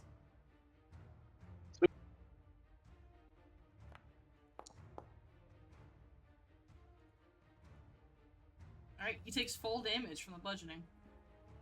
Alright. And avalanche comes back in my hand. I'm gonna throw it again, so attacking him. Okay.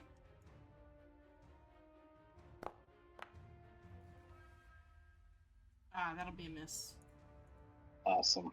Okay, well, that's my action gone. Alrighty. Tolerant Necromancer's turn. They have looked towards the two behind them. And their neck just kind of cranes to the side. You're ruining my fun.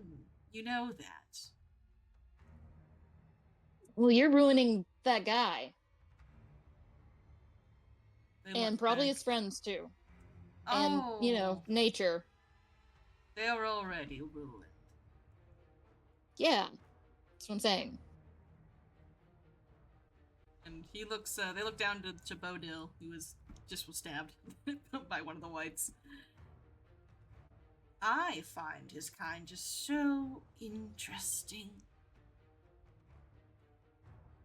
Why is it that your people are given grace when our undead are not?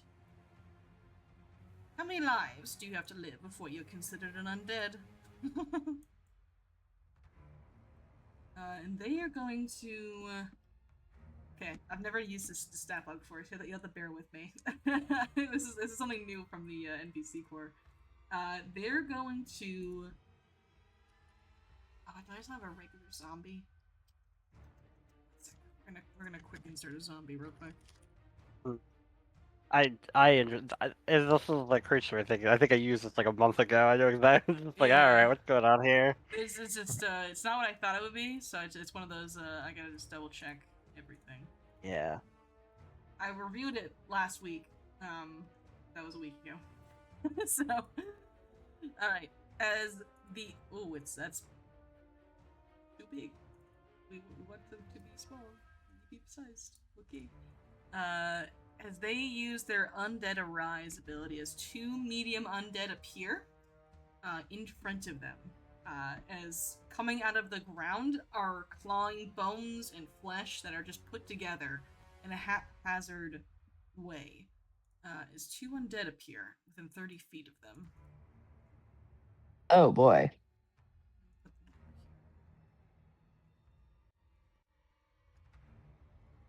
Okay.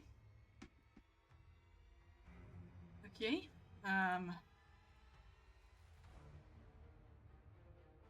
And they're going to attempt to recall knowledge on Shucha down there.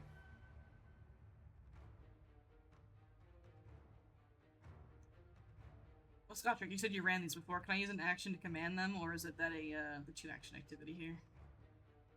I said I ran it a month ago. Yeah. Normally when you summon creatures, you're allowed to activate them when you summon them. That's There's normally two like. medium entities in different squares. The undead are hang on. Let me post this to chat. Format the entities block movement, although they were creatures and can be attacked. Each entity is 1 hit point. Can't take actions on their own and deteriorate if the necromancer is serious.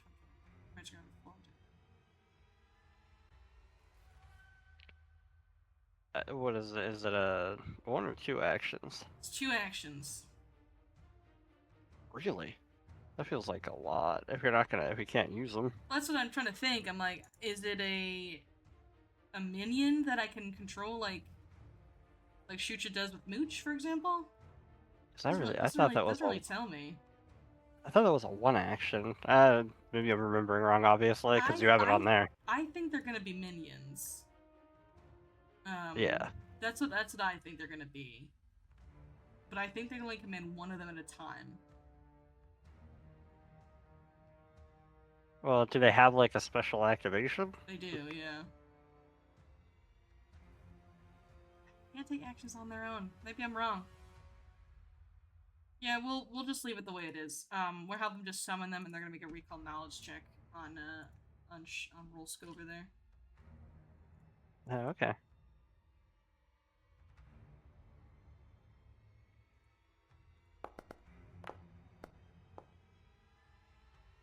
They critically failed on Rolsk. Oh, okay.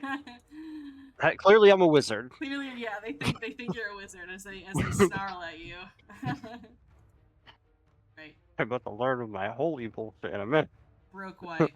The Broke White is going to stride, and it is going. Oh, what space are you in, Mooch?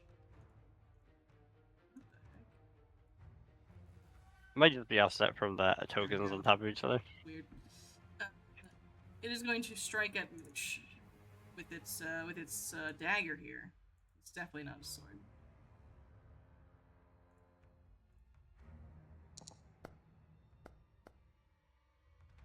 Right, it is a hit, just barely.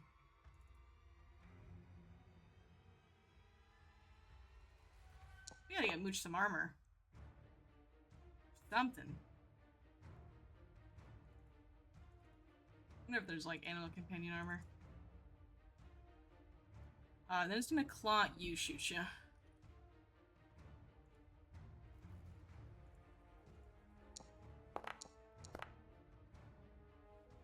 And that'll be a miss. And then it's gonna raise a shield. The right doesn't have a shield equipped. Here you are wrong. I see it right there. I do see it.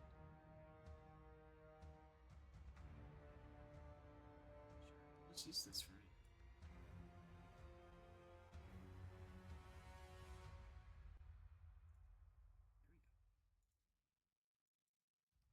Alright, Amena, it's your turn. All right, so I am writing on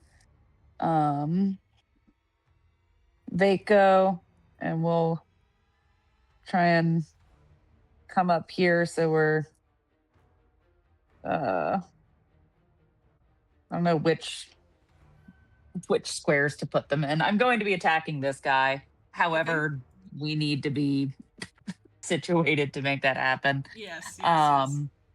So I did my 1 action going up there. For my 2nd action, I will use my axe.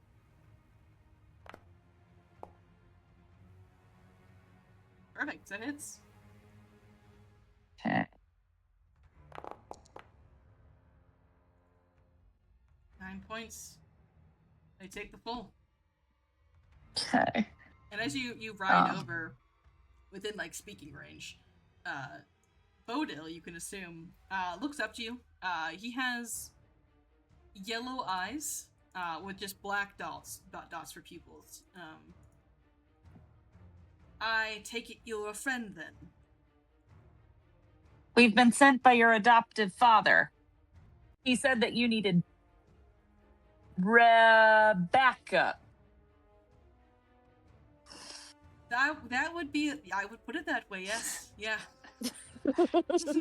he kind of pauses before he answers. He's trying to take everything you said in. Yeah, I would appreciate that very much. So, thank you. You could just also call him my dad. Don't need to put adopted in front of it. Hate when everyone does that. We didn't like get an entire story like from him, so didn't want to overstep bounds. Nope, I respect that. My name is Bodil. We can have a nice chat after we survive this. I'm Omena, and this is Vako, and I look forward to that. Me too. Tonight we will feast. Great. So Omena will do a second swing with her battle axe against this same target. That's it. All right.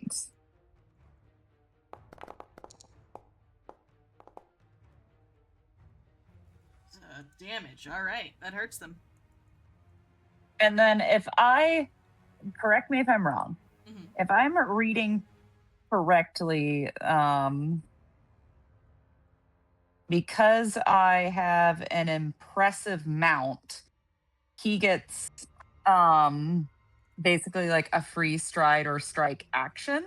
Yes. Says during an account. Yes. So because I didn't you didn't command him, so you can get a free strike or stride.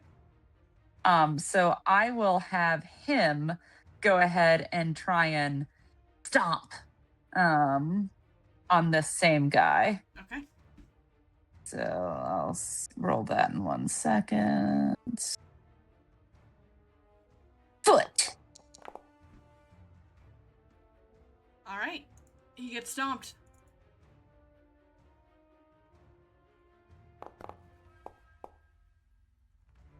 Six points of damage as Viego stomps on the skeleton. And you do see Bodil kind of flinch as his former companion gets crushed. And yet his former companion is not dead. Yeah, it's not dead. Alrighty, Asha. I did my best. It's like 2 combats going on right now. Yeah. I don't think I'm actually going to do this round, but I have a question. I have scrolls of magic missile with force barrage. When I use that, does it work the same as the spell, as in like 1 action, 2 action, 3 action? Yes. Or is it just like okay? It does. The only tough bit is you have to take an action pulling it out of your inventory. Oh. Okay. Well, anyway, I'm not going to do that right now. I don't like this thing, and I am going to run away.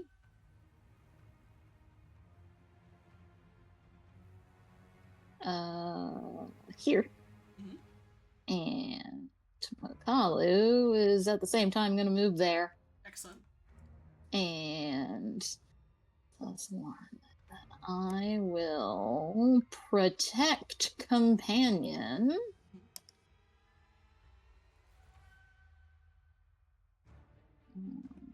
That's you, bud. And then he will do a bite.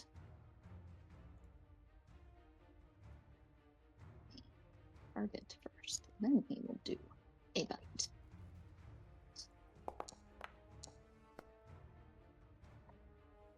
Alright, that's it. Ooh. 19. Nice. Okay. As it takes 29 points of damage. Ooh. As Makalu tears into its minimal skin it has left, tearing out the guts and organs that are just barely hanging on to its body.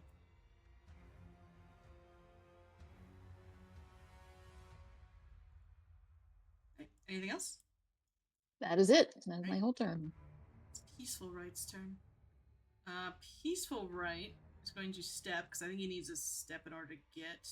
Actually, no, you're technically in this square right here, so he is next to Viego. Viego's going to get clawed.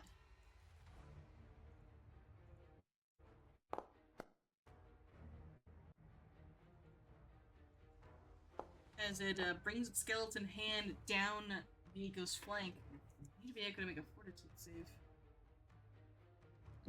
Right.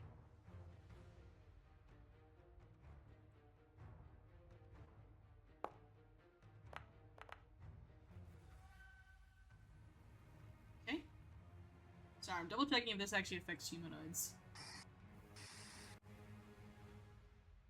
No. Okay, we're good. Yes, so 15 is a failure. So Vieko becomes drained 1. Okay. His vitality begins to seep out of him. But then he's going to go ahead and go around with a dagger.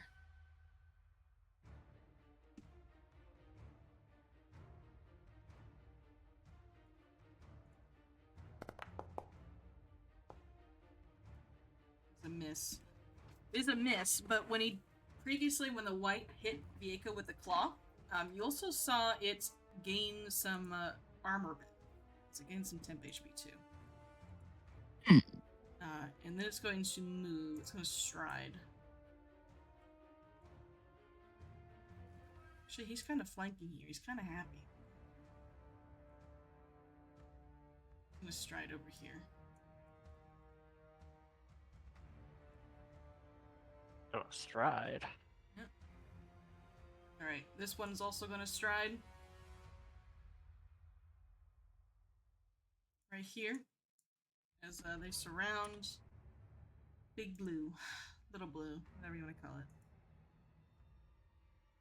Down in the claw. Dang, they just keep rolling really, really high to hit the Hippodil.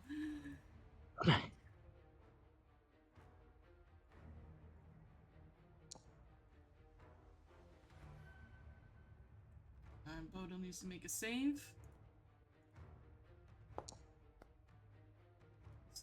Okay. And then he is going to... Yeah... He's gonna move over to the mammoth. What else? Alright. Let's see. Let's try to get... Let's just try to get some stuff off the field. Mm-hmm. We're just gonna attempt a holy light on this big undead guy next to me.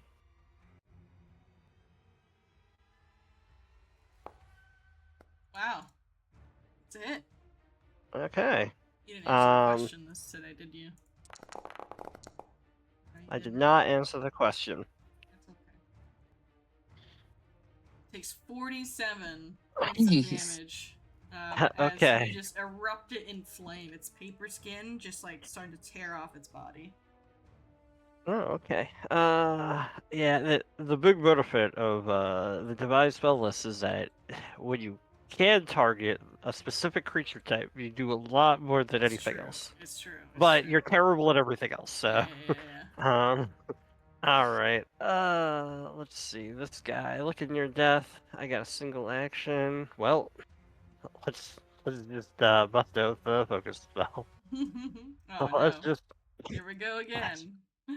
yeah, this won't target anybody I don't want it to target. Right. Failure. Or Oh, success. success. So takes down. Alright, I'll roll this damage though.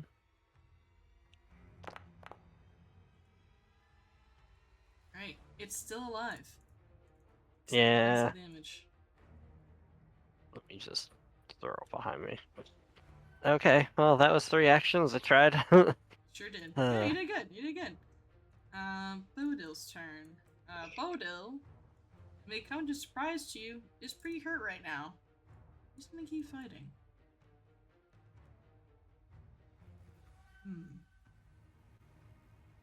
Is this an attack roll that he needs to make? No, it's his reflex save. Okay. The scroll he pulled out, he starts chanting in arcane language as he casts Acid Grip on this Skittyton, who needs to make a Fortitude saving throw. Oh, reflex saving throw, excuse me.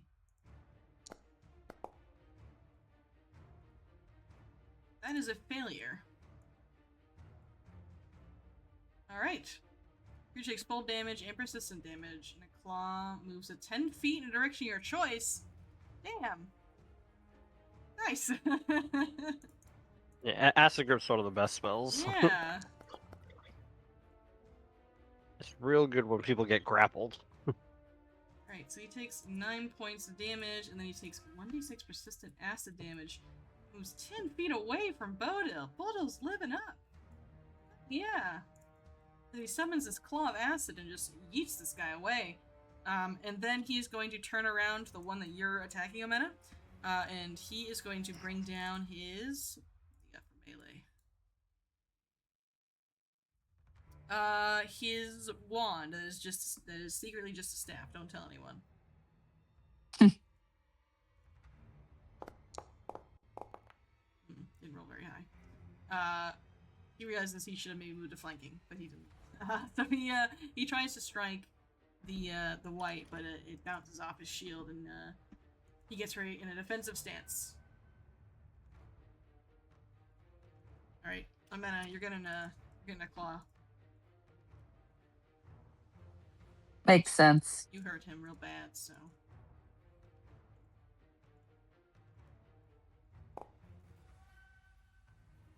It's a miss. Gonna dagger you again, and then he's gonna turn a Bodil and dagger him. Ooh. Critical hit against you, Mena. Just his dagger, though, so just 20 points. All right. Sorry, I'm like Take a strike. having trouble scrolling all the way down. No problem. My mouse is very unhappy.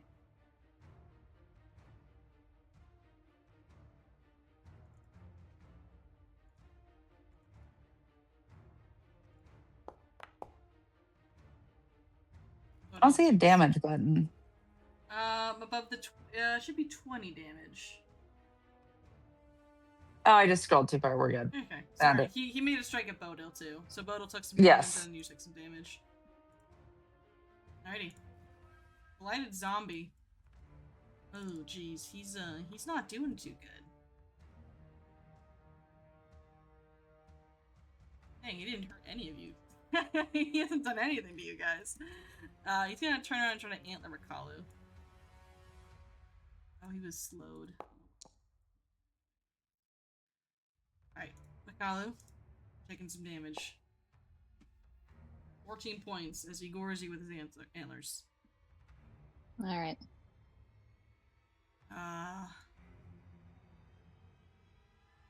And then he's gonna try to oof Makalu, because Rolls goes too far. And that's a miss. It'll be his turn because he's slowed. Shoot ya. Oh boy.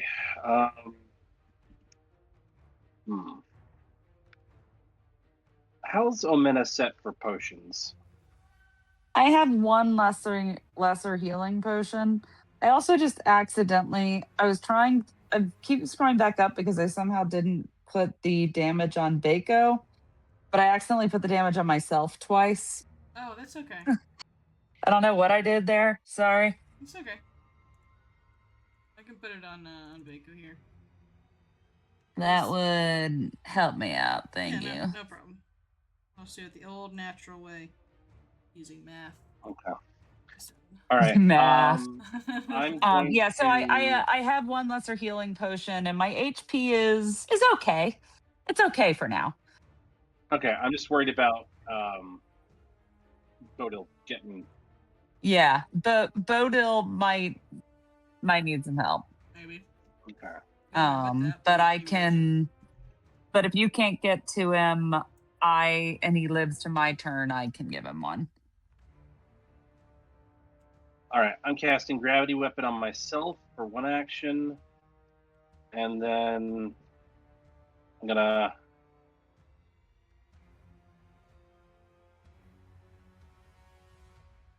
try and do some more damage on this white that I wounded.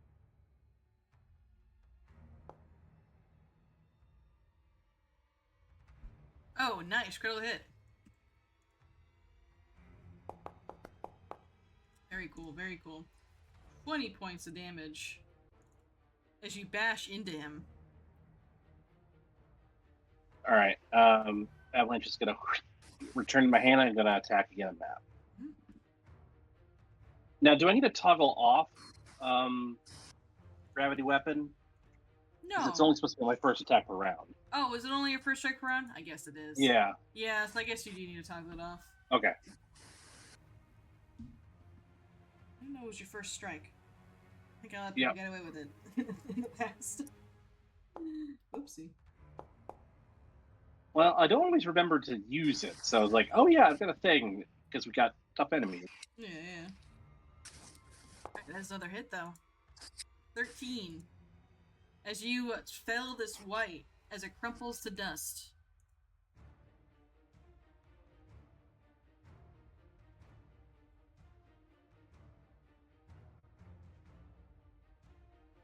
Alright. That's all I got. Alrighty. Now, since I had to, like, turn it off, how do you... Oh, there's an actual toggle. Oh, One sec. Let me drop it back on you. okay, thank you. So if you go to your actions page, where you make strikes with avalanche, at the top, you'll see like a button that says gravity weapon. Yeah. Alright, So if that's on, that means you're good to go. okay, I'll just, let me toggle it on for now, because Yeah. I'll strike. Yeah, for sure. But as this white dies, as you bash it with your hammer, it's gonna use its reaction to use its final spite ability. It's gonna make one more strike. God damn it. At Mooch. I already deleted his token, so I'm just gonna use this guy's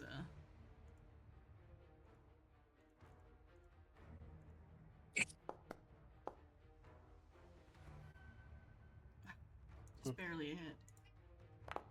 And I need Mooch to make a fortitude saving throw.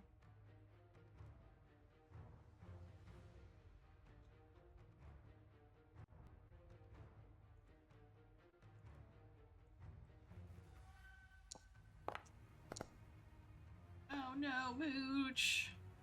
Just a regular failure though, not a critical. Should it get an easier vote? If you want to, yeah, no, go for it. I want to give him a hero.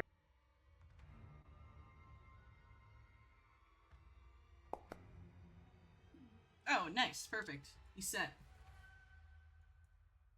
Takes the damage, but he does not get corrupted. All right, Necromancer's turn.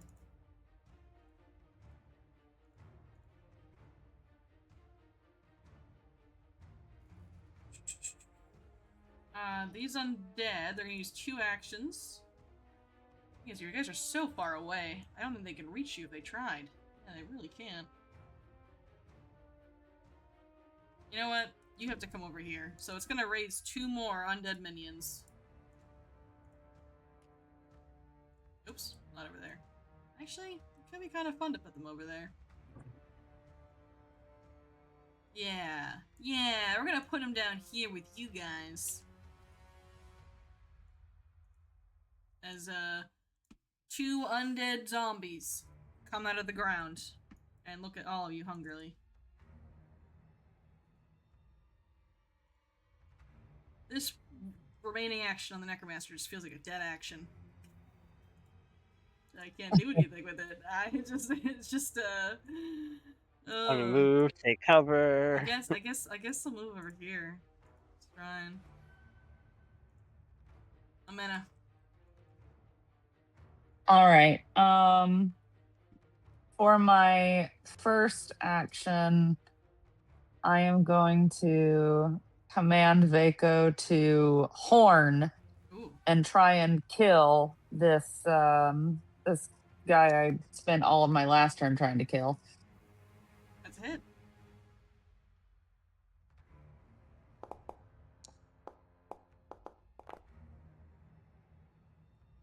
Seven points. As he crumples to dust, I know. he will get 1 final spite. He's gonna strike at you, Amena.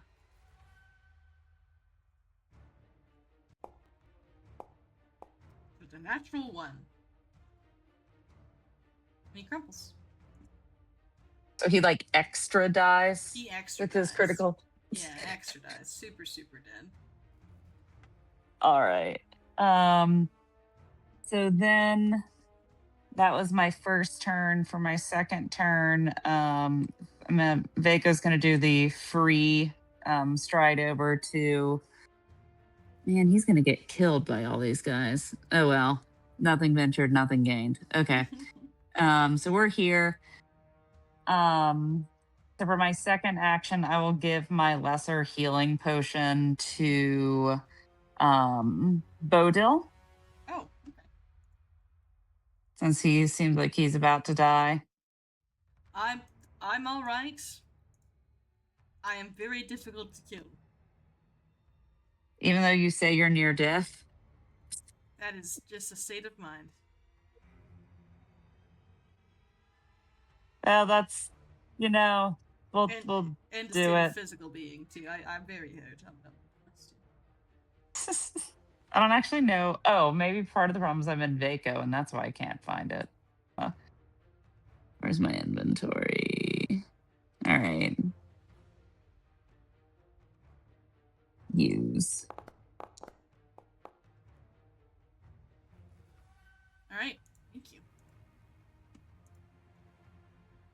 And then I have one further action. So I will swing my battle axe at this new white.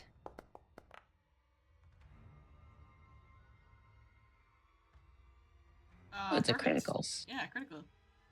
I know you're over here, but I know you're on top of Vaco. I think there's a ride mod. I really should install the ride mod. I feel like all of you are gonna be on Mouth at some point. Maybe I'll pick that up. All right, and you bash the white, but he lives. So close and yet so far. Yeah.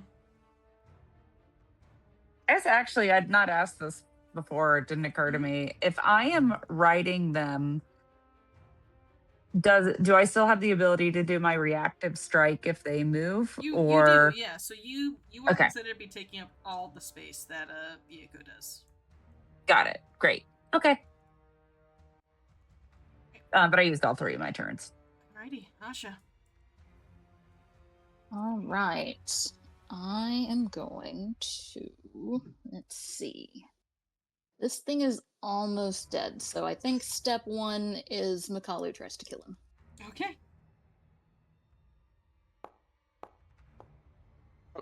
It's a natural 20. So go ahead and roll your damage. Yeah, so cool. 31. That's pretty good. Yeah. That's pretty good. Yeah. Yeah. That's pretty good. Makalu tears in this thing. How does Makalu kill it? He basically, thanks to Rolsk burning all of its skin off, he can see its beating heart, so he just grabs its heart. Oh shit! And just munch. Chomp. Yeah. What is it with Nice. Makalu eating hearts? Dear Lord. Listen, he knows what he's Those about. paratils. Okay, so that was one action. So then, let's see. Me and Makalu. Does this guy... You know what I'm gonna do? I'm gonna cast a Force Barrage at him. Or can I still see him from where he is and where I am? I don't know, can you? They did intentionally try to move to get out of line of sight. I'm gonna say you're probably gonna need a stride to see them. Okay, then I will not do that. Instead, me and Makalu together will run forward.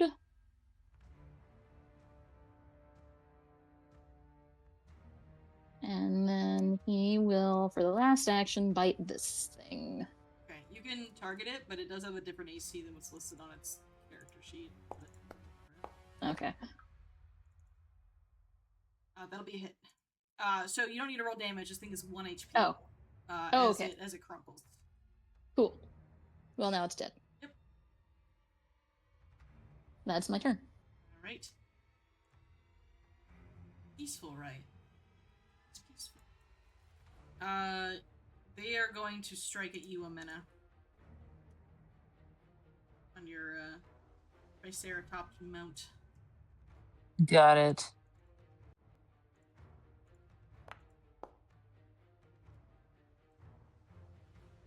24 just hits you barely. And I need you to make a fortitude save. Okay.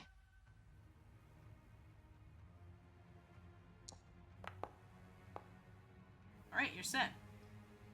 It's gonna go and Yay. claw you with a dagger now this time. Ooh. Hit again. Get you with a dagger. And another fortitude save from you, Mena.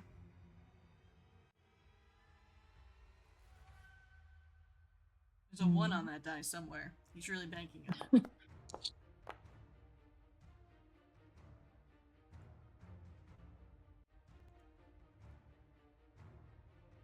Okay. Again, you're fine, and he's gonna try again. That minus fucking 10. Oh wow. Well, 19 on the die. Yeah. So he rolls minimum damage every time though. So, you know. But another fortitude save. Okay, that's a success. As you take a bunch of damage, but you don't feel the curse upon your body. That's good. Alright, Take that, I guess. Yeah, I think there's I think you had 14 damage there, just saying. Yeah, I wasn't clicking it at the time, so I'd be Sorry, like, I so was going there's fast. 7. And here's another 5. Oh, that was to you. Wait, that went to not Vaco. Yeah, hang on. There you go.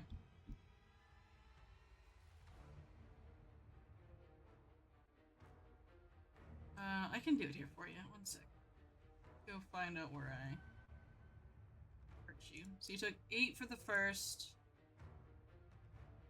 7 for the oh, he hit you 3 times. Yeah. Yeah. Okay, so that's 14 plus the 8, so you get 22 points. Okay, that should be it. Okay. Got it. And he takes acid damage. I'll try to recover. He does not. Right, and it's this white's turn. This white's gonna target you, Shucha, with his claw. Oh my god, natural 20. I come down on you for 18 points. And then you're gonna make a fortitude save for me.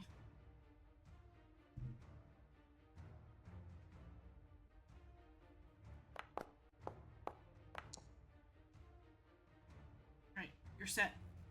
He's gonna dagger you. Okay.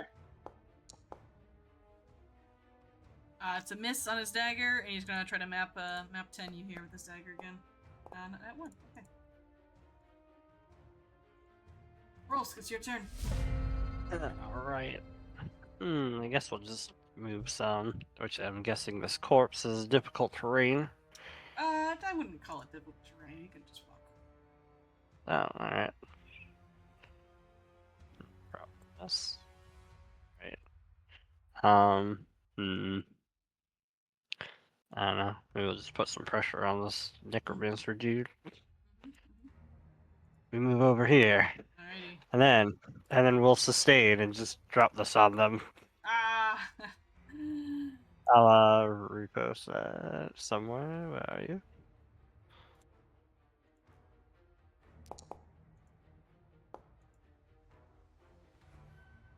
Alright, I believe in them to get a natural 20.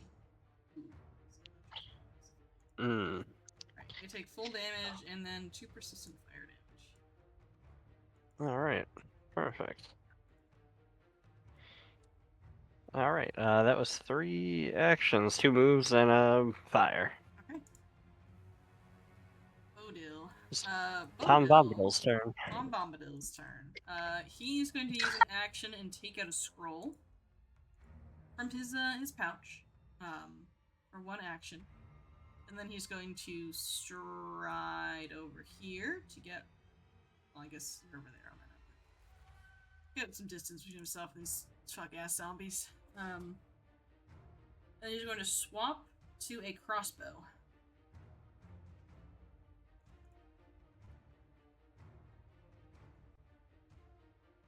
That'll be his turn. Shoot ya.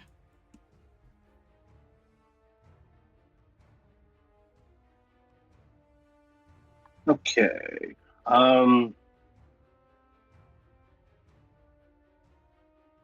We're gonna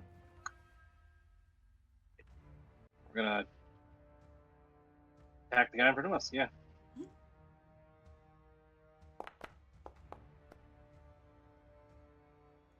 That's it. This one's still going strong though.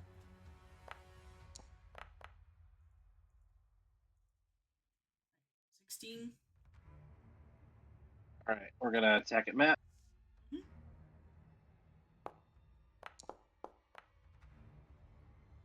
21. Perfect.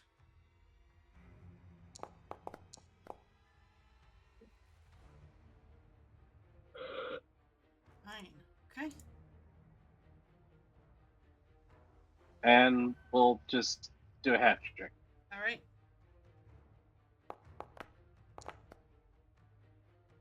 That's a hit. You're killing it.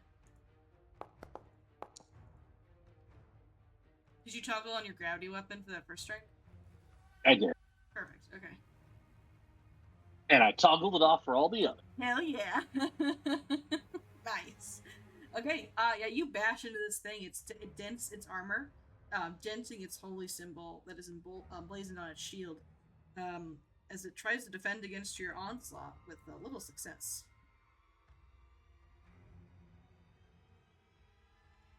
That's all I got. It is Necromancer's turn. They're going to raise their hand, and they are going to command all their undead to attack. Oh, We'll start so with they're this one up surrender. here. No. This undead will stride 20 feet up to you, Asha. And it's going to make a strike at you. It's a plus 15 attack modifier bonus. That's not what I wanted to roll. That's simply not the math equation I was trying to write out there. 1d15. That was not very Ooh. good. 34. Is that a crit on you? Ooh, it is. I think it is, yeah. It is. Okay, so you're gonna take double damage. Double bludgeoning damage.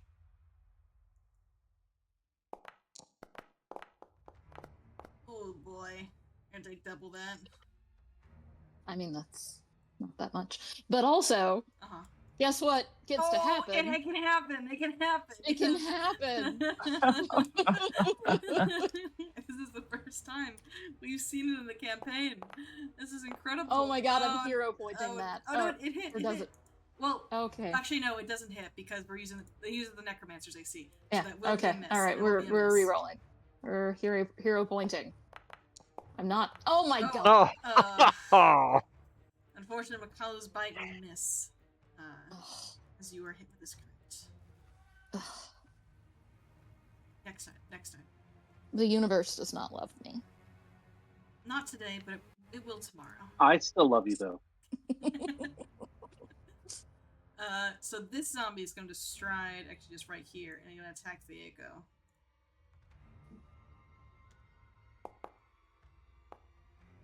Uh, 31 to hit Viego is also Oof. a crit.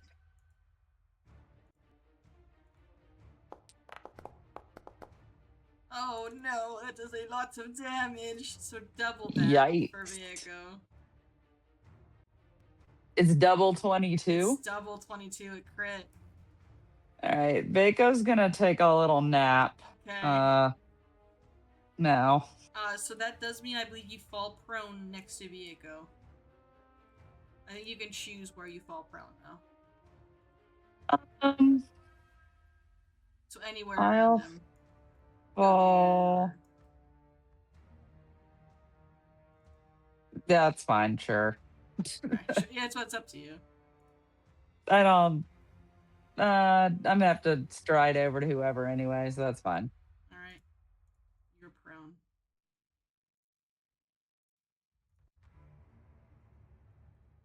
All right, one more zombie is left.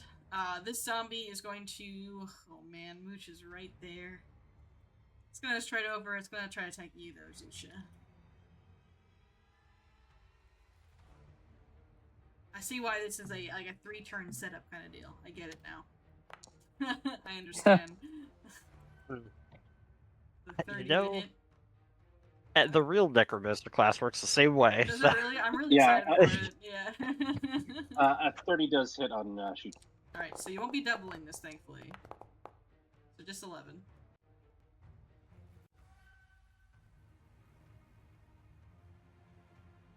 That is all the zombies it has. Does not like you, Rolls. That's fair. It can't do anything about you though, because you just out of its range. It's gonna walk up to you, Rolls. It's gonna aura farm as it approaches you. Oh, okay. So it Does it- begins to walk over you. It has a mace in its hand. As you just can barely see its eyes through the shade of its hood, and they're just a milky white that just stares at you and a gross smile with rotted teeth. Oh, okay. Oh, Some burn. gross vibes, bro. They burn a little bit. They continue to burn. Alright, Almena. All right. For my first action, I guess I will stand back up from being prone. Yeah. And then my second action, I will come over here. And my third action, I am going to vicious swing Yeah. this white. Don't you need 2 actions for that? Oh, that's true, Oh. because you had to stand up for 1, stride for 1. Oh my god. You can do a Then regular we one. need to. Okay, It'll just be a untoggle regular. just untoggle the vicious and then hit the damage button. Okay.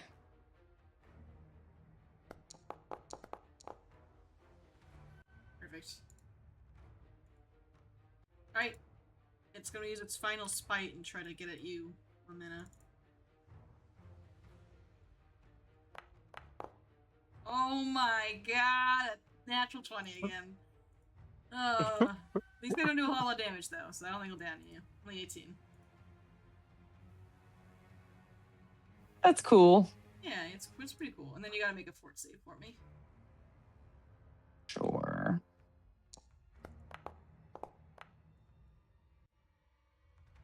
Alright, you're set. Alright, that is your turn as this one dies. Asha. All right. So, first things first, this zombie needs to die. So we're gonna do that. Okay, Okay, great. Zombie dies. It explodes into a excellent. cloud of mist. Okay, then, I feel like we need to flank this guy, so we're gonna move 1 and 2. And then as part of that, I will protect companion on him. Mm-hmm. All right, It's protected. that is my turn. Alrighty. It's this white's turn. It's gonna make a strike at Mooch, and then 2 strikes at Zucha.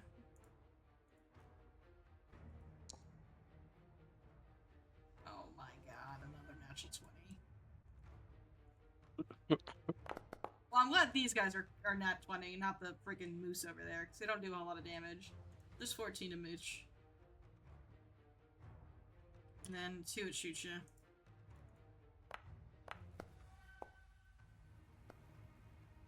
Miss on the first. And miss on the third here. Okay. Rolls.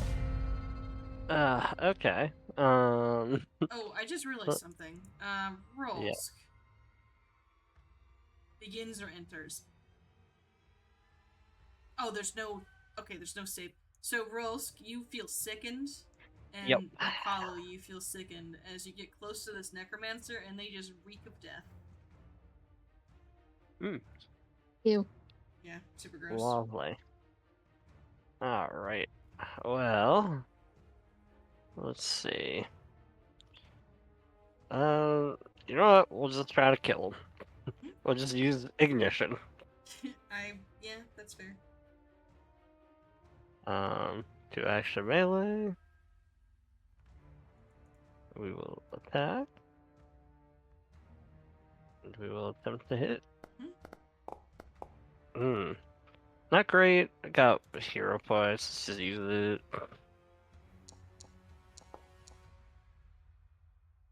Much Alright. better. Nice. All right. Yeah. Roll your damage doubled. Alright. I just want to double check that thing real quick before I do roll anything.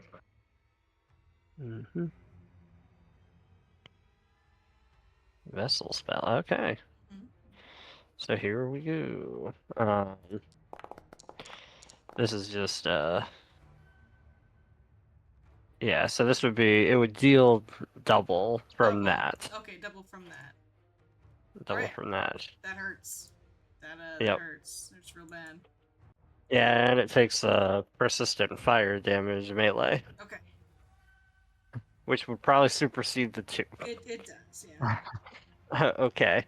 And then I have a single action. I would like to use that single action too. Well, let me see what the order of operations is. They go first? Alright. I'm gonna raise a shield. Okay. Alright. Alright, that's your turn. Bodo will cast a spell from his scroll that he had. It is a heal scroll. He's gonna spend 3 actions for a 3-action heal.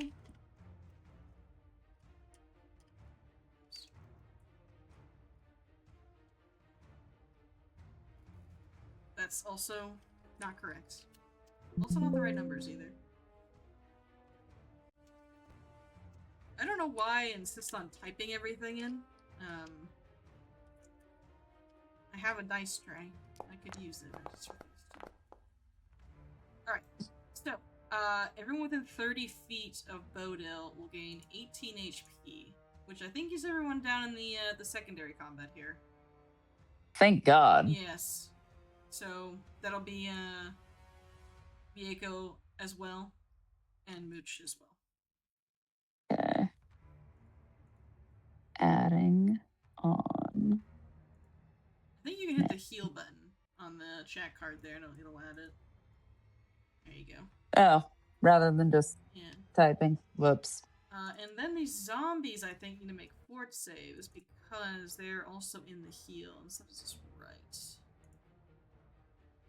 Same save as the Necromancer. So the Necromancer's gonna make a fort save. 15. Well, even on half, they die anyway. Yeah, half they're gonna die. So these zombies explode in radiant light. And this zombie is gonna also take some damage. Takes 18 points of vitality damage. Oh, and it kills it. Fantastic. As Bodil's able to heal all of you, dispel the undead, but this undead will get a spiteful claw at you, or you can port that, Sucha. That's just barely a hit. 7. And a fort save.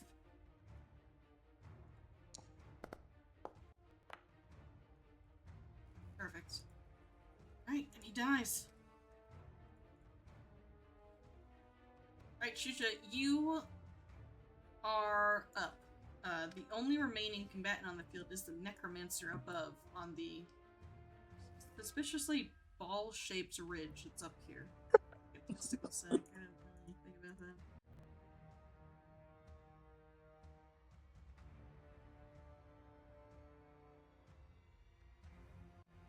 Maybe needed. So, how high is the ridge? Like, 20 feet. okay.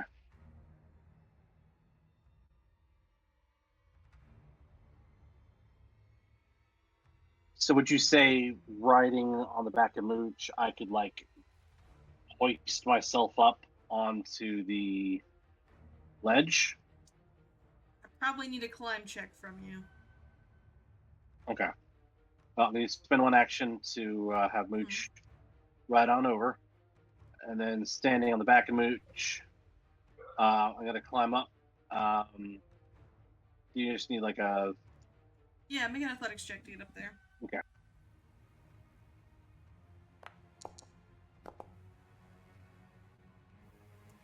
26. So I'll say you're currently on the wall, being able to move from Mooch, but you only need one hand to hang onto this wall if you want to try to throw your hammer at the necromancer.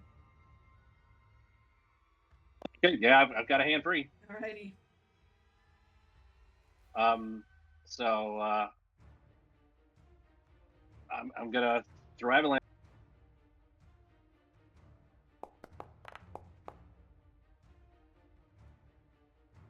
Alright, that's a hit. Roll damage.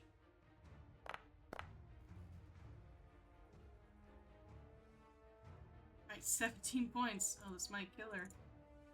Oof. And your hammer comes out from over the cliff edge and just absolutely wallops her in the head, caving in their skull, and they fall to their knees and they die. And they Nice. die laughing. Hmm.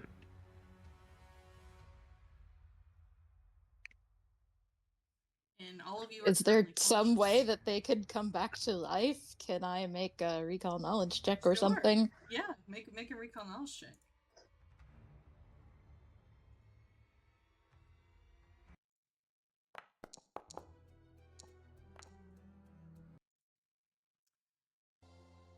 I mean, there's always a way people can come back to life. May it be through reincarnation, resurrection, undeath. But you do know that once this person has died, they don't have an innate way to resurrect themselves as an undead. They were Okay. alive. They were a humanoid. They weren't undead Okay. themselves. Okay. That is good. I like things I kill to stay dead. Yeah. And as this combat ends, Bodil, who is very tired, he is fatigued. He kind of falls to one knee as he just lets the weight of his probably days dealing with those whites just kind of wash over him as he just starts to kind of laugh as he sits down in the dirt.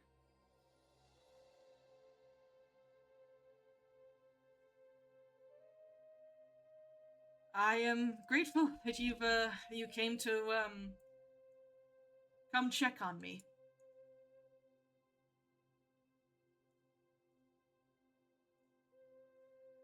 The necromancer killed my companions I was traveling with and thought it was a fun sport.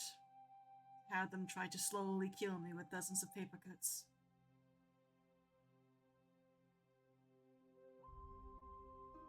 And as soon as you come around the corner, Asha, his gaze kind of follows you for a moment longer than it probably should.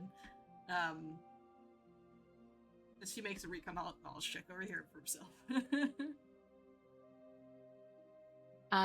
Seeing him notice me, I'll say, "Hey, you're blue. I'm blue." Yes.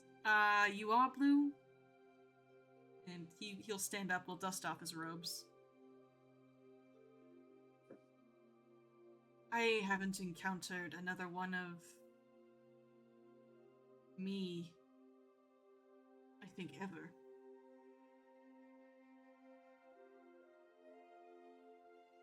Well, me neither. I don't even know. Do you know what we are? I just, like, I had normal parents. They weren't blue. He makes his recall knowledge check. I see. I see. We may both be blue, but we're not the same. Oh. But I do know what you are, if that's helpful. Okay, yeah, that is helpful. You're something called a Samsaran. Oh, It, what is that? it is a, he kind of rubs his chin. I'm not sure how familiar you are with the cycles of reincarnation when it comes to Pharasma, but you are someone who has lived a very, very long time. Past experiences, all coalesced into one. Oh. I do sometimes have visions. Those probably aren't visions, they are probably images of your past. Oh.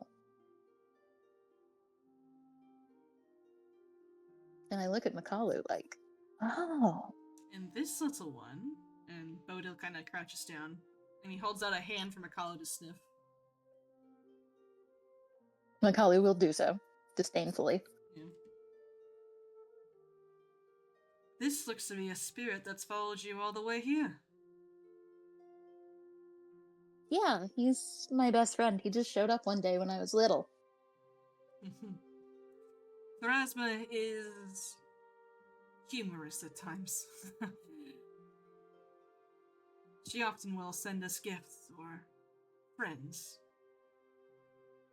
I wouldn't be surprised if Our Lady of Graves allowed your friend to come see you from a different life. Bonds like that I can will- be strong. I will hug him. Oh, I'm sorry. Where are my manners? I'm Bodil. Oh, I'm Asha. Nice to meet you. And he looks at all of you. Nice to meet all of you. Yeah. So wait, why are you blue then? If you're not Oh. what I am. I'm something similar. I'm what's called a Duskwalker. We Oh. we are mortals whose souls Pharasma judged favorably and gave us another chance at life. It is similar to your situation where we have another life we've lived, and we don't remember much about it, but I only have the one. You likely have several, if not thousands. Oh. Something about Pharasma making us blue, I think. Hmm. I think Pharasma herself is blue, so I guess that makes sense. I never thought about that before. You all said you were here on behalf of my father? Yes. We encountered Yaz and Taz, who followed us and are hanging out somewhere nearby. They wave. Um, They're and over if- here with Aqua and Shaggy. In a forest. And they led us back to the camp where we met your father and offered our aid in fighting off the various enemies around the camp. He says you're surrounded on 3 sides. But the most urgent was to go east and check on you and your party. Your father was quite worried. So he's recruited you for his crusade. Or Whoa, Well, whoa, we whoa, recruited whoa, whoa. him. We're not joining a crusade. That's a strong statement there. It's kind of what it is. Well, I'm not saying that's not what you guys are doing, but that's definitely not what we're doing. We're just helping somebody out. Yes, with the crusade. It- It is kind of a holy No. mission, Shuja. You're helping with the Two things crusade, can you're just can not a part of the coexist. Like crusade. us helping it does not mean we're part of the crusade. I'm just saying. Adjacent. Crusade adjacent.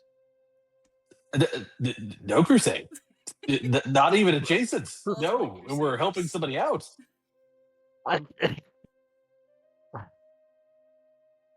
Here, just take some healing. I'm just saying, like, I do not feel comfortable with this whole notion of a crusade. Oh, thank you, Rolls. That's for everybody.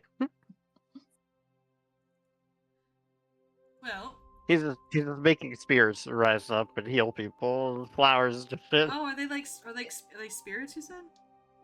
Yeah, well, that's how all his magic works. It's all Ah, spirits. Okay, Now they might not be able to see it. Well, I guess he can. But Boldle sees it. He Wow. sees these spirits rise out, and he actually reaches out and touches one. And he kind of laughs a little bit. Oh, so rather cute. oh, okay. I don't think I've ever encountered anyone who can see this. Well, with my Suspicious. connection to Pharasma and death, I'm quite literally have one foot in the grave sometimes. That sounds tiring. I'd hope you know. Yeah. And there's a very brief moment where there's like a passage of understanding between you two, just through the look, because it seems that Bodil is often assailed by spirits as well, frequently. Maybe not to your extent, but Yeah. he deals with them. Mm. Well, I don't know. if you've asked to assist my father, perhaps you can assist me. Of course, this is what we do. My father. What do you need? I want to help my father. Really, is what I want. He can't commit to fighting any of the enemies that he says we're surrounded by. So we're in this constant stalemate with the Fae, with the dragon, with the undead. I want to actually go out and take care of these problems. Which is why I was here. That necromancer raised a whole pack of vampiric weasels further east. I wanted to get rid of their den. So when we marched on the tower eventually, we could do so a little safer. Get there in one piece. Oh, yeah, we were already going to go take them out. You can come help us if you want. Whoa, whoa, whoa. I was there first. You're coming to help me. I don't like this guy. Yeah, we came to back you up. Listen.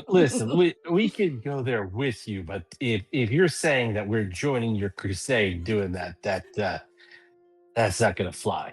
Weasel Crusade. No, we're just killing blood weasels. It's not a crusade. It could be a crusade. No, against this whole witches. crusade talk is just making Mooch really uncomfortable. Oh, it's making Mooch uncomfortable. I see. Yeah. Okay, alright. Well, It's a Mooch looks at Shucha like, I am uncomfortable? I don't understand. right, because this isn't a crusade. We were just told by a god to travel to the east to rescue a holy object that had fallen into evil hands. And that's something else with a totally different word that we're on. Right, we're on a mission from our Yeah. deity. Are you We're on after a mission from God. an artifact that is held by Venexus? Yes. Do you know anything about a frozen flame? I do. I know that Venexus possesses it. They've possessed it since we've come to this valley. It's very terrifying. It, can burn anyone to cinders.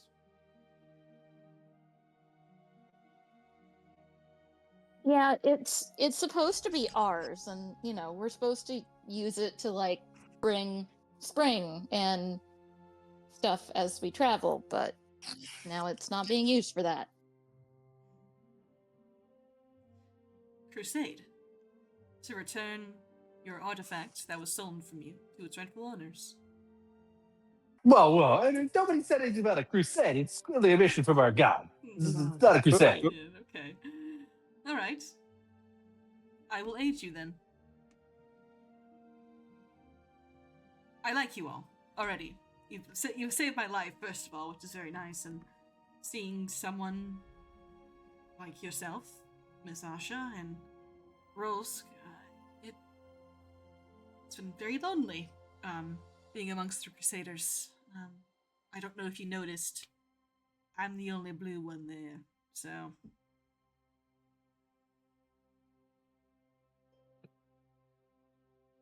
And every time a spirit comes up, they're like, "Oh, Bodil, can you go talk to them? Talk to the ghosts? Can't you do that?" It's like, it's not how it works. It's like every time. It's like, just go talk to them, Bodil. No. They're mean half the time. Huh. I feel like he and Thanel could get along too. Is there anything you can tell us about the weasels? Besides that, they are vampires. I mean, like weaknesses or strengths or things to help fight them. Or Sure. if you don't know anything useful, that's fine too. No, I know a bit. They are undead, first and foremost. So any kind of vitality magic you might have would be very useful. Holy magic, especially.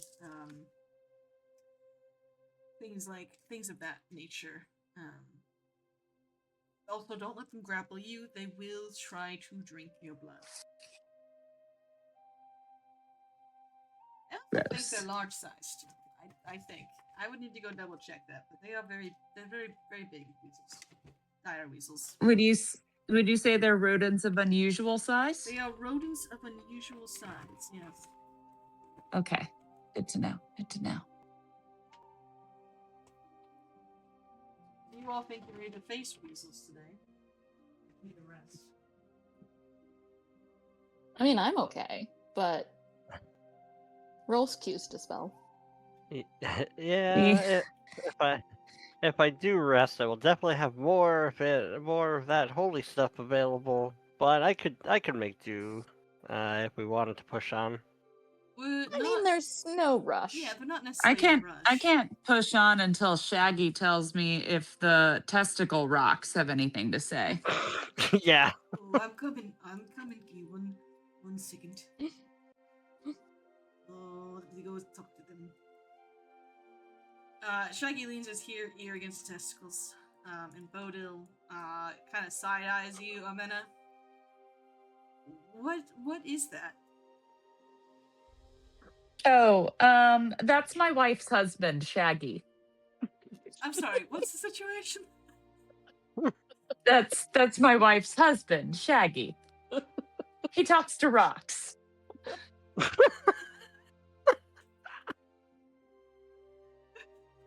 I see. There's no better way to explain it, honestly. And Amena is completely uninclined to say more than that. She thinks it's an adequate answer. I meant what is he in the sense of what creature or fae he is, but I think I don't want to know anymore.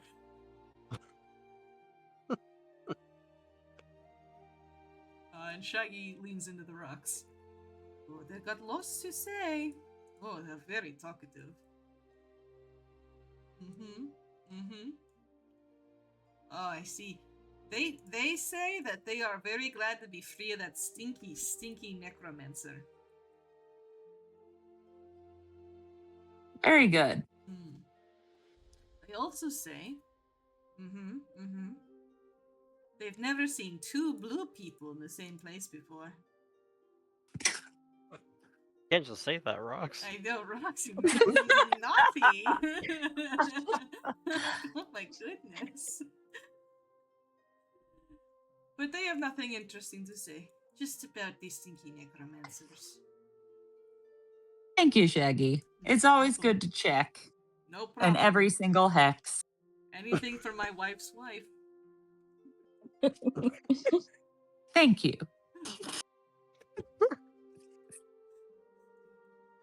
And that's the session right there. That is my wife's wife. Well, before you guys head off to the Blood Weasels, Bodil would like to recruit you all to gather the corpses of his fallen friends, to put them on a pyre. Oh, sure. Yeah. We do stuff like that all the time. He does say some prayers. He speaks in common, so you understand he's saying. He speaks Pharasman prayers. He seems to be a follower of Pharasma, not necessarily Omade. And just And then, general gist, Pharasma we'll is the just- goddess of death. And then we'll just say her own better prayer off to the side quietly. Ooh. Got him. I'll just add on roll school, do a Sister Cinder prayer. Completely separate from We got everything a else. Saren Ray prayer, we got a Pharasma prayer, we got an Omade prayers. We're all hanging out. Alright, you're just missing Desna and Shaylin, and we have a whole crew. Yeah. Alright, but yes, he does appreciate you guys burning the bodies. And he stays there for a couple hours, kind of just in vigil for them before you guys are move on. That will be where we end, as you guys gather up the bodies to burn. And once Bodil is satisfied, he will take his wand, his scroll pouch that he has, and he will take a deep breath and lead on to the blood weasels. Fair enough. Could I get Hooray! the JSON for this map? Get the what? Can I get the JSON for this map? You want the Jason? Do you want the testicles? I want the testicle You want map, the yeah. testicles? Oh, yeah, I can give it to you. The testicles you. with like a little wart. Yeah. Well, the worst part too is like at the end, this is the trails, and then Yeah, there's I just like know, the snow. It's just so bad. It could really be a micro penis if you tried hard enough. You know, just splurge Yeah. a little bit. Really big balls, but you know. All right, perfect. I'll bring us back to the landing page. As you've acquired a new friend, Bodil. Yay. Yay. It is at this point, by the way, I think Taz and Laz. I was staring at my keyboard trying to remember what key I looked at when I was naming them. Taz and Laz will return to camp to let Montgrim know his son is not dead. The backup was a success, and they're gonna go kill the weasels.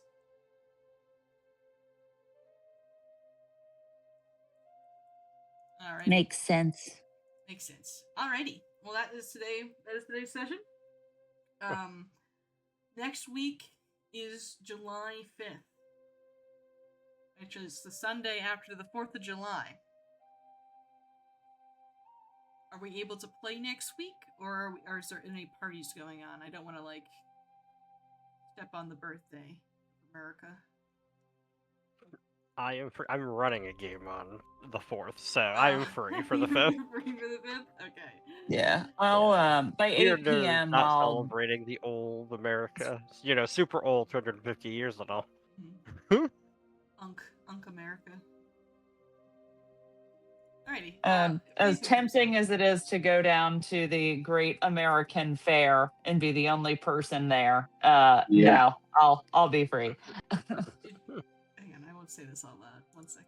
All right, perfect. I'll see you guys next week then. If anything comes up, we will. See y'all later, stream. Yeah, I'll see you guys later. All right, bye bye.